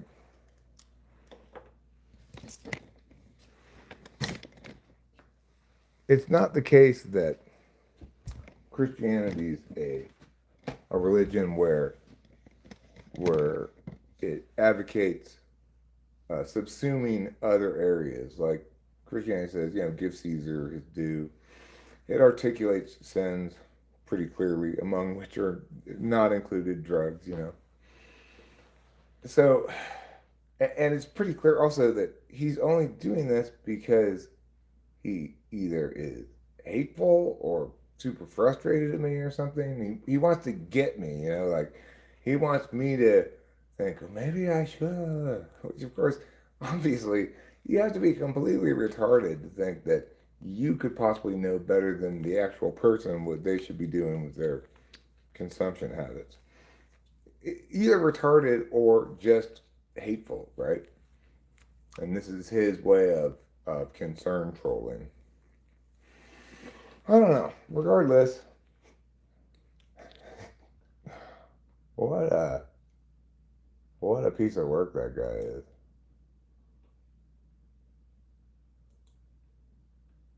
And the thing is, he can't claim that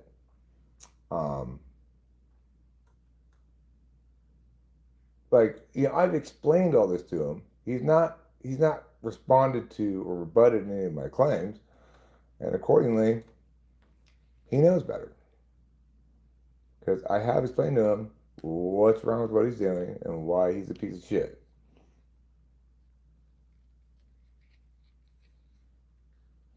Who? A witness? Well, he's not going to drive here. I'm not worried about that. If he does show up, I just say, go away. I don't want you here. And you wasted all that time driving here.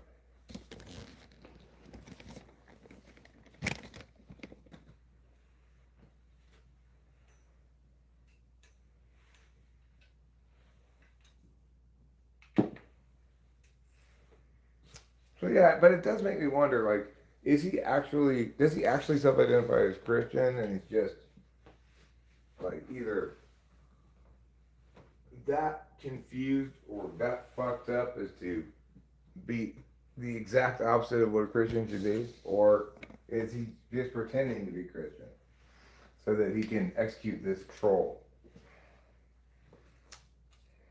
I've stated that to him before.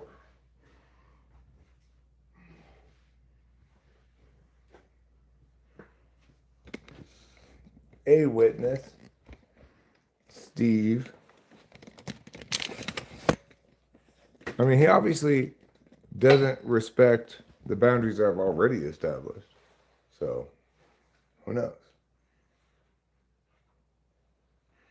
Who knows? Severino on the mound. Sevy has gotten one out here in the top of the first, but there is a man on first base. He may be our quote unquote ace, like he's our number one pitcher on our staff, but I don't think he's the most reliable pitcher on the staff, really. I'm not exactly sure who is. Maybe Springs.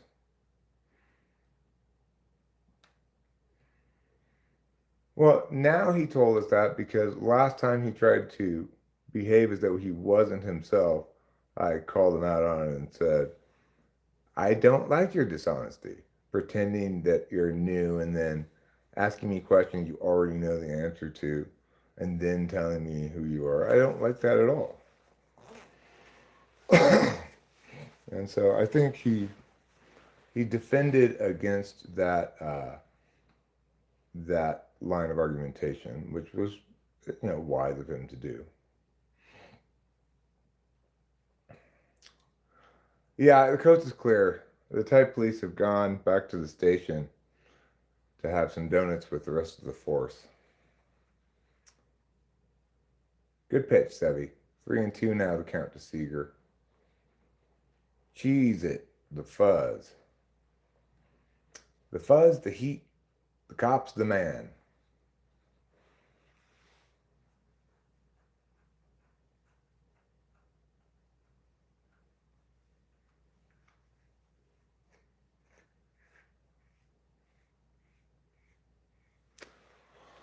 I can't believe I messed up the thing. I have to go fix freaking, ain't nothing funky. I was doing a little bit more refining to the instrumentation of it this morning, and I somehow messed up the timing. I've linked the video. Holler if anyone needs other links. Cool. Yeah, I'm going to end the stream before the premiere starts. So we have a definite end time of 7:25-ish. Well, 2 men on now, 1 out. Severino, I need you to do a good job pitching. Ball 1, strike 1. Sevy went down to 1 knee. I guess he must have slipped on the landing spot on the mound. I probably will be in the chat because I like to watch every long form video I put up at least 1 time. And I haven't watched that 1 time yet.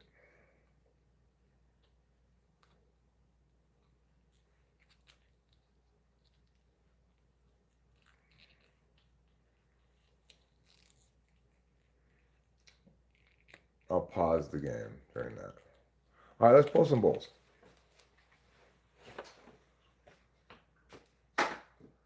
Because they give me a sense of peace and strength.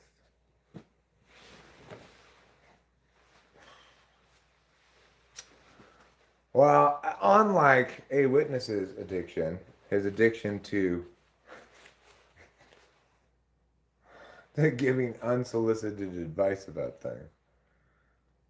That addiction does not give me strength and whatever peace. It just makes me annoyed that he could be such a fucking shitbag as to ignore me despite my having set boundary on that area myriad times. Well, we're down 3-0. Thanks, Severino.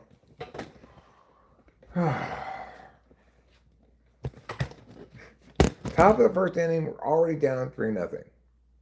It's okay. Better be down 3-0 early than later. And I trust our bats. We've got good offense on this team. We can put runs on the board.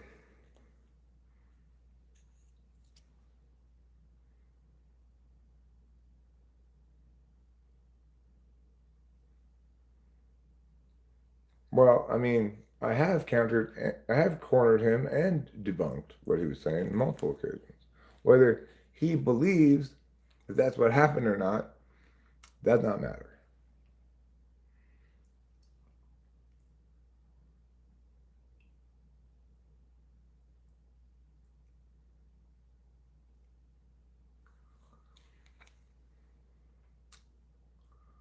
And the crazy thing is, of course,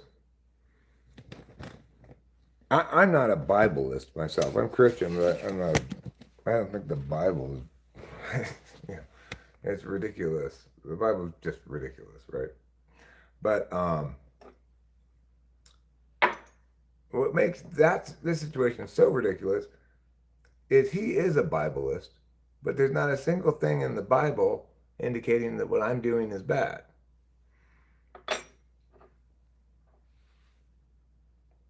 Or that I ought not do it. Or that I'd be somehow closer to God if I was clean and sober.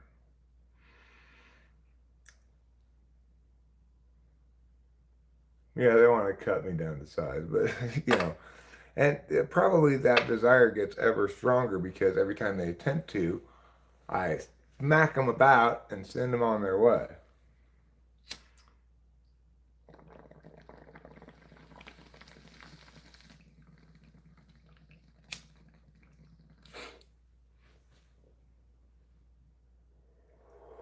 That's for you, Jesus. That bong rip's for you. I transubstantiate that bong rip from my lungs to your head up in heaven. Down to the SIs. Oh, right.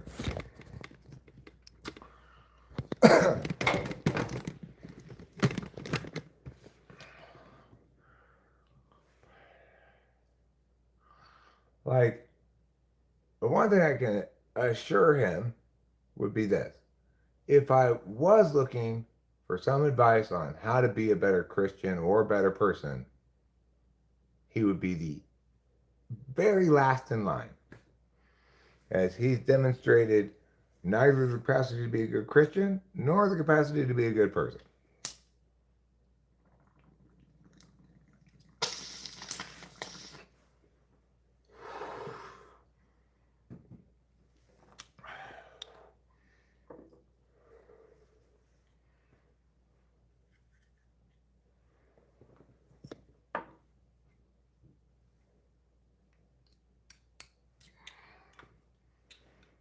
If we want to talk about fallacies, they use the no true Scotsman argument on Eric. No matter what he says, is not a true Scotsman. Well, but at least with the no true Scotsman thing, you could say something like, well, a true Scotsman wears a kilt and plays the bagpipes because Scottish, those things are consistent with Scotland. But to say that somehow it's bad for me to smoke weed, well, it's not the case that it actually says anything like that anywhere in the Bible. So, yeah, in the most charitable framing of it, he's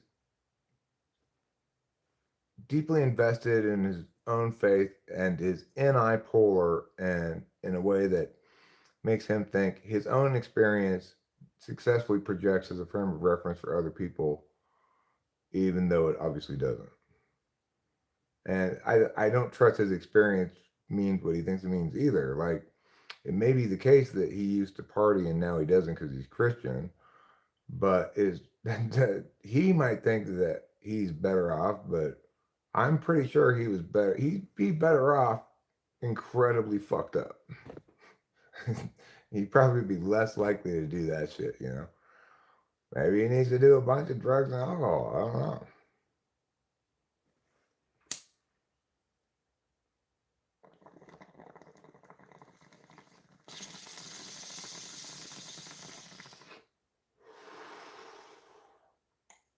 As they would say, kein echter shot. I don't know what that means. No, zombie. It evolved. Okay? It said a good way for us to reproduce would be if we get people to smoke us. Then they'd plant it all over the place. And weed's evolutionary voice was right. Very slowly, bit by bit, weed evolved into being weed. Prior to being weed, it was a fish. One of the rare examples of something evolving from fish into plant. Well, Sevy's out of the inning now, but the damage is already done. We're down 3-0. And seriously, Severino, get your head out of your ass.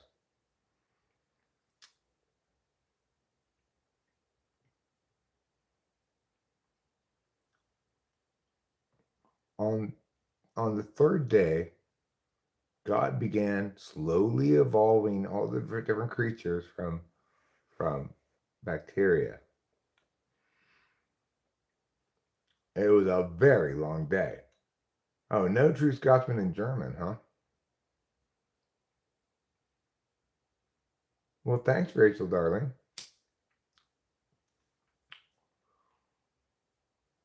You know, I think it's probably fair to say it's a little bit more than a crush since, you know, we're married.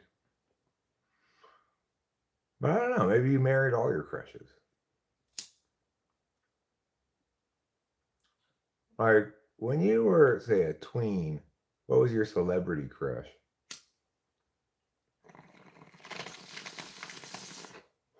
Now, obviously, on day 0, he made the math because he's going to need that to do all this other shit.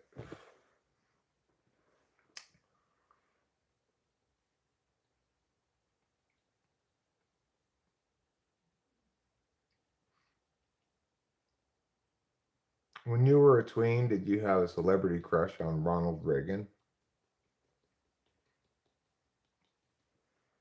You seem like the kind of person who'd have a crush on Ronald Reagan. I'm just kidding. You don't seem like you'd actually have a crush on Ronald Reagan. Although, you know, he was a pretty sexy guy.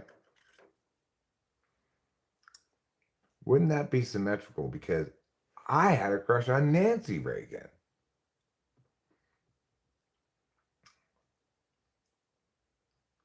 I did not have a crush on Nancy Reagan.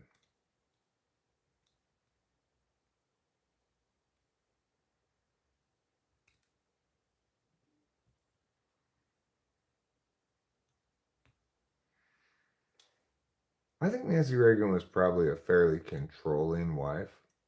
Like, she seemed very ESTJ, bossy.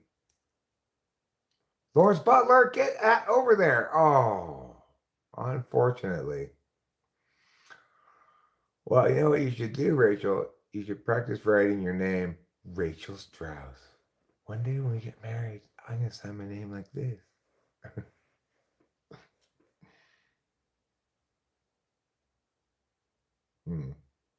Yeah. As a tween, who was your celebrity crush? I'm going to say, let's see, you were a tween in 96. So I'm going to say your celebrity crush was Eminem. Was Eminem around 96? I think so.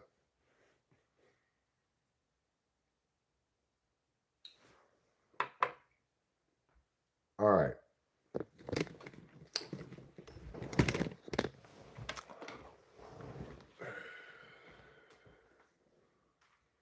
Here we go. Poll question. I'm gonna have to change this though to do this. That's fine.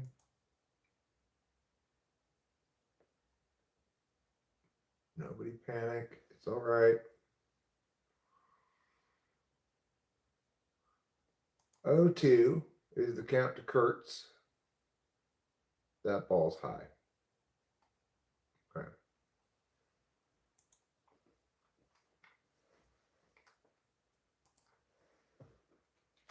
Who's your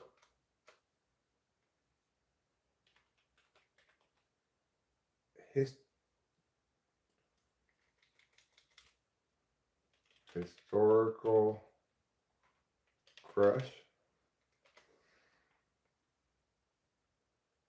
Oh, wait. I put that in the wrong place.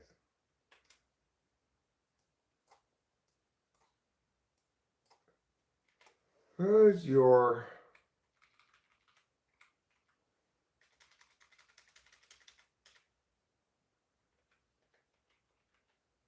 famous person from history crush?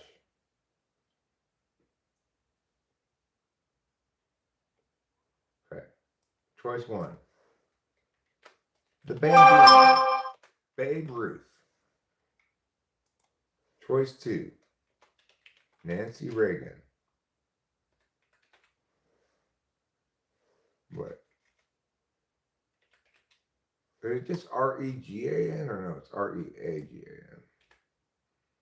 Yeah. 3.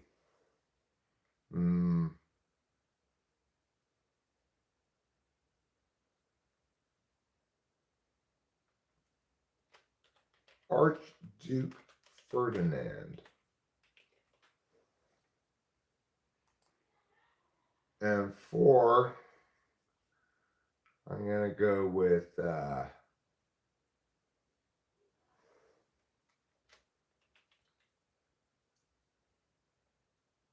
Joan. I need another lady. How about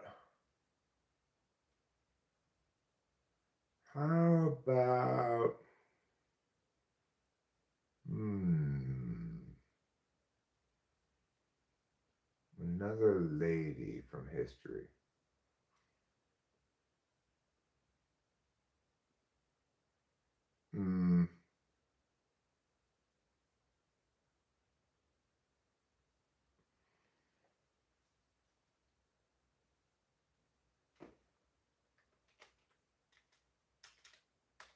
Aunt Jemima.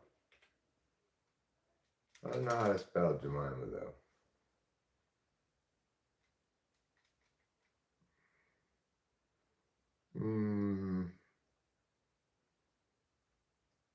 Oh, I know. Calamity Jane. Babe Ruth, Nancy Reagan, Archduke Ferdinand, or Calamity Jane. Those are your choices, boys and girls. Oh, B. Arthur. I should have done B. Arthur. But, I think I got at least 4 of the top 10 most likely answers people are going to give in Babe Ruth, Nancy Reagan, Calamity Jane, and of course, Archduke Ferdinand. By the way, everybody, I want to remind you of the fun way I made today's title. I put the word O in, and then I just, the phone suggests the next word, right? So I just pushed the one it suggested until I got to that end there. Oh, that's great. You are very beautiful is what it suggested to me, word by word, after I started with OH. So, you know what? I think the phone knew better than I. That is what this title should have been. Oh, that's great. You are very beautiful.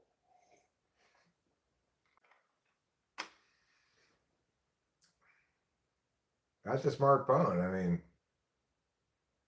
I didn't even know that's the title I wanted, but it did know.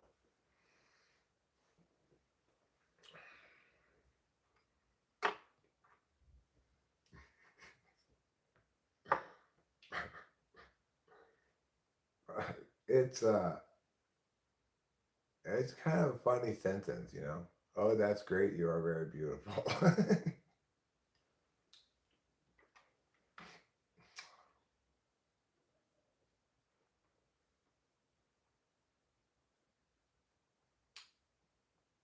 Let's see what the poll is showing us. Who is People Magazine's sexiest person in history? Well, right now it's Calamity Jane. I'm pleased to see Nancy Reagan's making a real push. We may have too many, we may not have any boys here. So maybe that's why Babe Ruth and Archduke Ferdinand aren't getting the look.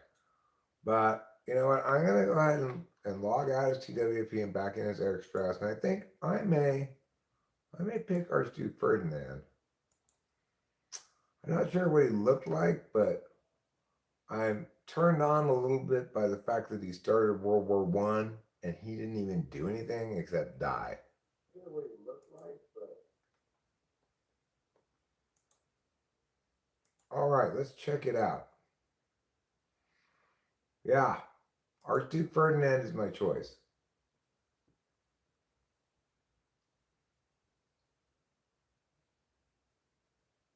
Oh, the title? Oh, yeah, it's definitely dedicated to you, darling. You are the apple of my eye. Oh. You look like Jack Palance. I think you're probably right. That is the guy, if I'm not mistaken, who did like a one-fingered push-up on the stage at the Oscars one time. Is that guy? If so, I know exactly what he looks like. Is he dead now? I'm curious.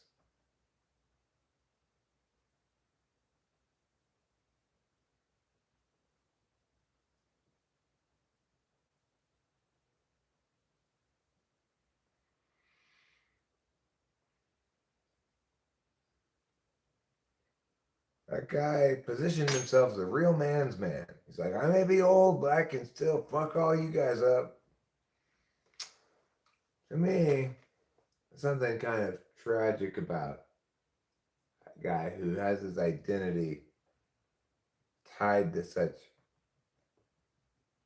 insignificant things that are also tied to like physical youth.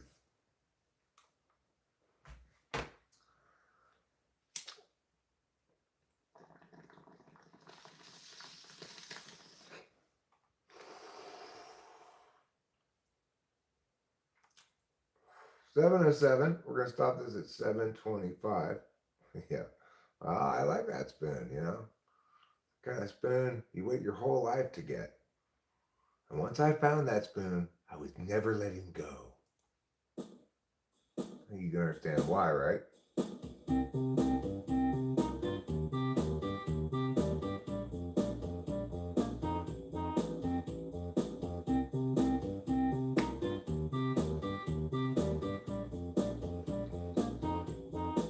Give me that spoon. I got it here. I'm gonna put it on my nose and put it in my ear. I got a spoon, the kind of spoon you want. But you can't have this spoon. No, it's mine. I need it. Besides, you can't eat cereal with this little spoon. This spoon's too little for a cereal tube. It is my spoon. And I love it. It fell down from heaven, or maybe even above it. This is my spoon.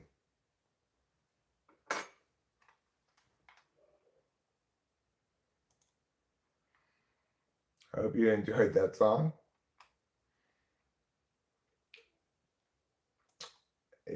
No matter how much you enjoyed that song, you did not enjoy it as much as I enjoy my spoon.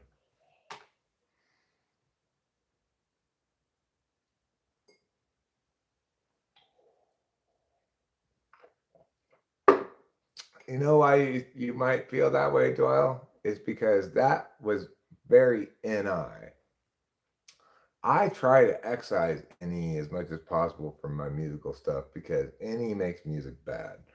I mean, it's like a necessary thing. You have to have a certain amount of like divergence from expectations, but it's the thing that you need sprinkles of. But all like almost all good music is just NI, just like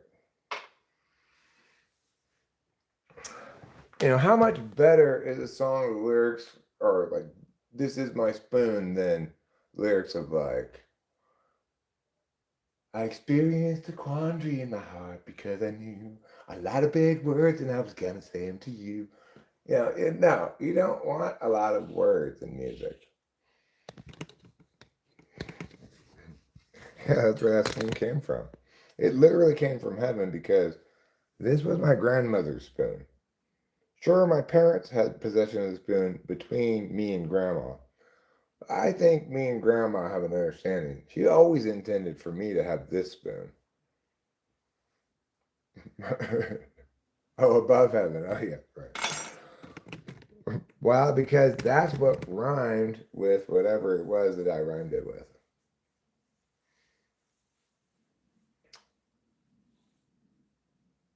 So Severino has already given up 3 runs.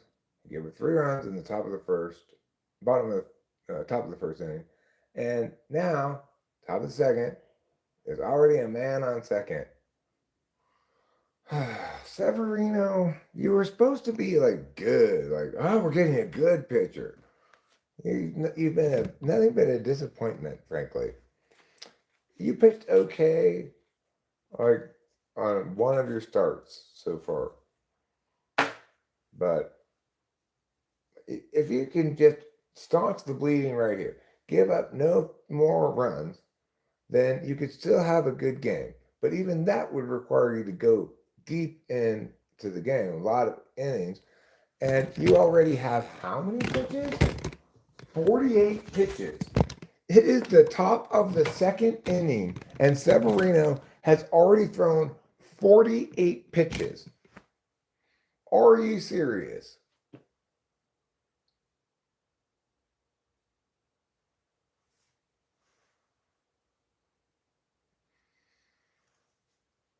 I mean, there's one batter up in the second inning, and he is going to throw his 50th pitch right now. Best case scenario, one pitch gets the out. He still will have thrown, complete game. You're normally thinking 100, maybe to as much as 110 pitches. If normally they won't leave pitchers in to do a complete game unless they're pitching a no hitter or a perfect game these days, But I remember Fernando Valenzuela would throw complete games at like 120, 125 pitches. That would never happen these days. Because Tommy Lasorda would leave him in for a complete game. Like that, that's an accomplishment in and of itself. You don't need to be throwing a no hitter or a perfect game for me to want to leave you in. You just have to be not giving up any runs, right? Well, now with all the arm protecting policies, that would never happen. But let's imagine a very brisk complete game of 100 pitches. He's already, and that would not be incredibly brisk. You could get games in the 90s sometimes. But if it's 100 pitches, he has already thrown half of a complete game's worth of pitches in 2 innings.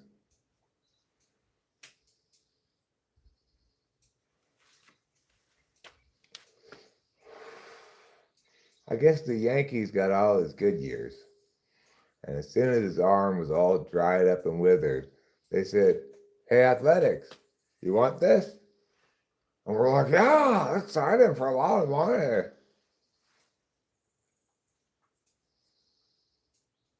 The A's don't make very many sort of big free agent signings, but Severino was, in fact, the example of that for the last few years. He was our big free agent signing. Everybody else is kind of come up from the farm system. We got trades from prospects from other teams. Like we got a lot of good prospects in the trade for Mason Miller, who, by the way, is starting off this season for the Padres with one of the most impressive pitching performances in the history of baseball. You know that in his first, I think, 24 batters, he got 20 strikeouts and he threw 19 balls total for all those batters. He had more strikeouts than he had thrown balls. How crazy is that?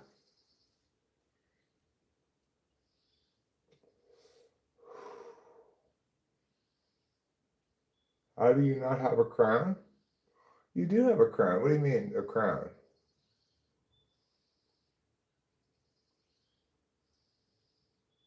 You mean like a wrench? Oh, come on. Somebody got good wood on that, but too high of a launch angle, and it died in the warning track. Good try, Sodi. Good try. Who can we get to take this washed up pitcher off our hands? Somebody call the Athletics. Come on, Jay Willie. I got you on both my fantasy teams. I need you to start producing a little bit more. You're the weakest producer on both teams. Oh,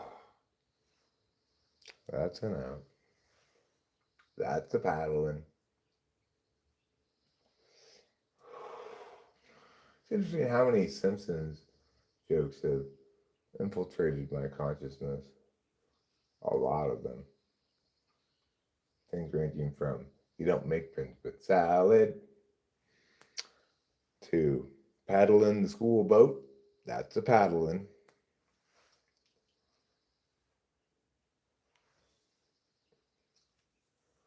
So if I day a good song title, if one day a good what?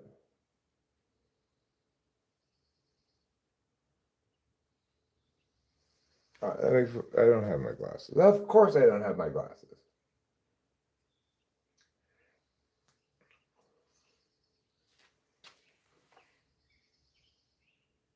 If one day a good song title is happenstance is not just a dance, what can you do with that?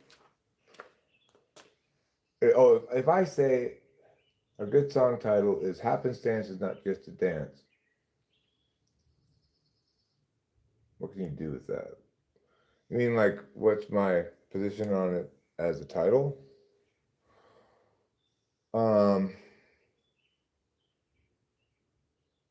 I mean, it makes me crinkle my brow a little bit because you'd think the word happenstance would have the word dance in it for that to be the title. Like happen dance is not just a dance.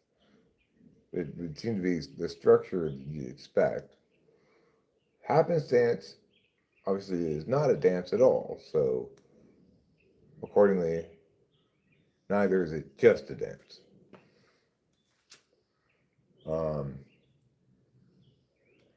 I would say that on the surface, unless there's some subtext I don't know that would be informative about what it means, I would say that does seem to be a good example of just NE. You've chosen to pick two things that rhyme and randomly like put a little saying around it. So that would seem like a good example of extroverted intuition and a good example of extroverted intuition with a limited amount of introverted intuition informing it because it's not a super long title. Like it doesn't have too many ideas in it. It doesn't really have the only idea it has is architectural, not like ideational.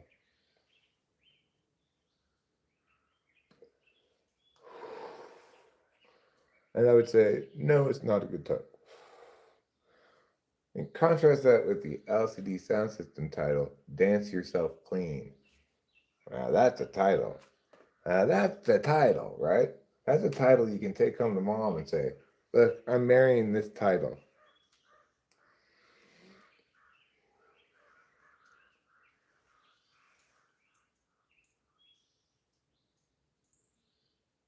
happenstance.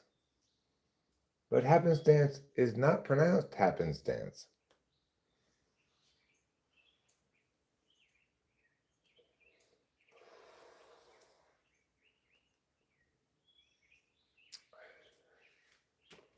Oh, 4-0.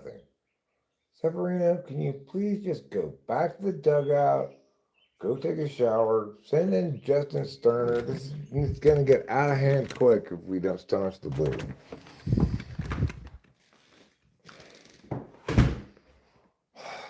Look, you get him next time, Sevy, all right? I have faith in you. You're gonna start to come into form, but today's not your day. So just go take yourself out of the game and sit in the dugout.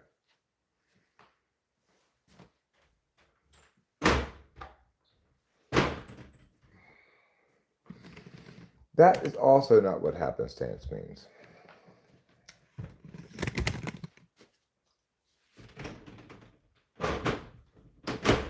Basically, happenstance means coincidence.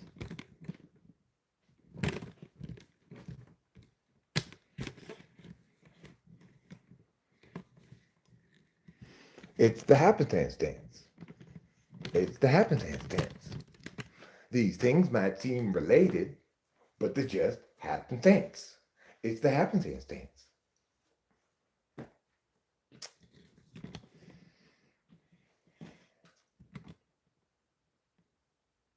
But these things seem totally related. Yeah, I know. I'm not telling you you didn't make the right intuitive leap. I'm just saying so. It's happenstance. Well, Sevy gives up another hit. What I need to have happen here is to see a certain gentleman named Mark Kotze walk out of the dugout and retrieve Mr. Severino. I've already told Sevy he'll get him next time. It's not his day. But he chose not to listen to me. He elected not to take himself out of the game, and now he's given up another hit. Now, half of that goes to Soderstrom, our incredibly shitty left fielder, who is a defensive liability for sure. But Sevy gets the double play ball. Looks like he's going to get through 3 at least. I guess we might as well leave him in until he gets to his pitch count at this point, rather than burn through our bullpen arms. We got 2 more games against these so-called Rangers. I don't think they even are Rangers. As far as I can tell, they're baseball players. Texas thinks it's so hot, like, we're a super big state and we were a country once. Get out of here, Texas. When you were a country, you were a third world country. All right. My shaming Texas succeeded. Severino has got us out of the inning now. So, mission accomplished. The Texas Rangers are starting to lose their confidence now that I'm heckling them. Right, thank you for the reminder, Winston. I actually remembered just like 10, 15 seconds before you put that and looked at the clock. Because I was like, oh shit, is it? Okay, you got a little bit of time. What is this? What is this? Why did this guy put on a fake mustache to shop for stovetops? What's the narrative conceit here? He's back in the meeting. He left his meeting to go shop for appliances with a fake mustache. But he should have had the fake mustache on in the meeting so they wouldn't have known that it was him who left the meeting. I don't hear the audio, so it's not entirely clear what's going on in that commercial, but he leaves the meeting, he puts on a fake mustache, he goes to the appliance store, he buys some appliances, and he goes back to the meeting, and his boss is mad because he left the meeting to go buy appliances.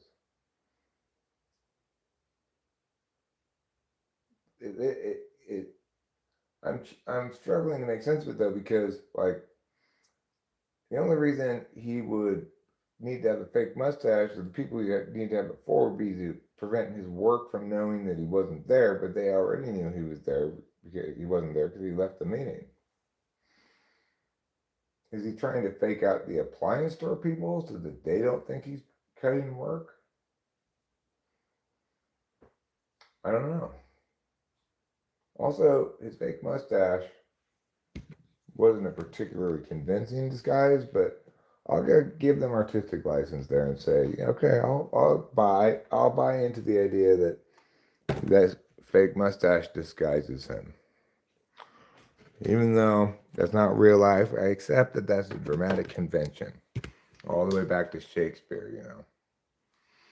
Not everybody has the budget for a whole bunch of costumes and stuff. Sometimes you only have the budget for a fake mustache, and that's okay. I'm not going to judge them for that.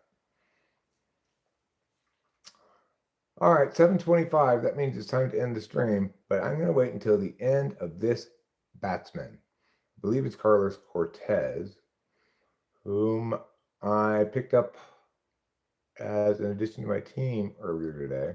I dropped Tatis. I know you're thinking, you got Carlos Cortez and you dropped Tatis. Well, yes. He's not been performing. Tatis has not been performing. Happenstance is not just a dance, it's breakdancing. Oh, that was Saturday. Oh, why do you fool me like that, T? They cut to a highlight of him hitting a home run on Saturday. And I thought for a second it was right now. Uh-oh. Well, he's just heading to a double play. Thanks a lot, Carlos Cortez. Way to suck. All right, that's it for the stream. Go on, head on over to the old Type Police episode. Winston's mom put the link right there. And I'll see you there in the chat because I'm going to pause the game and watch that. Bye. Love you. Thank you for being here.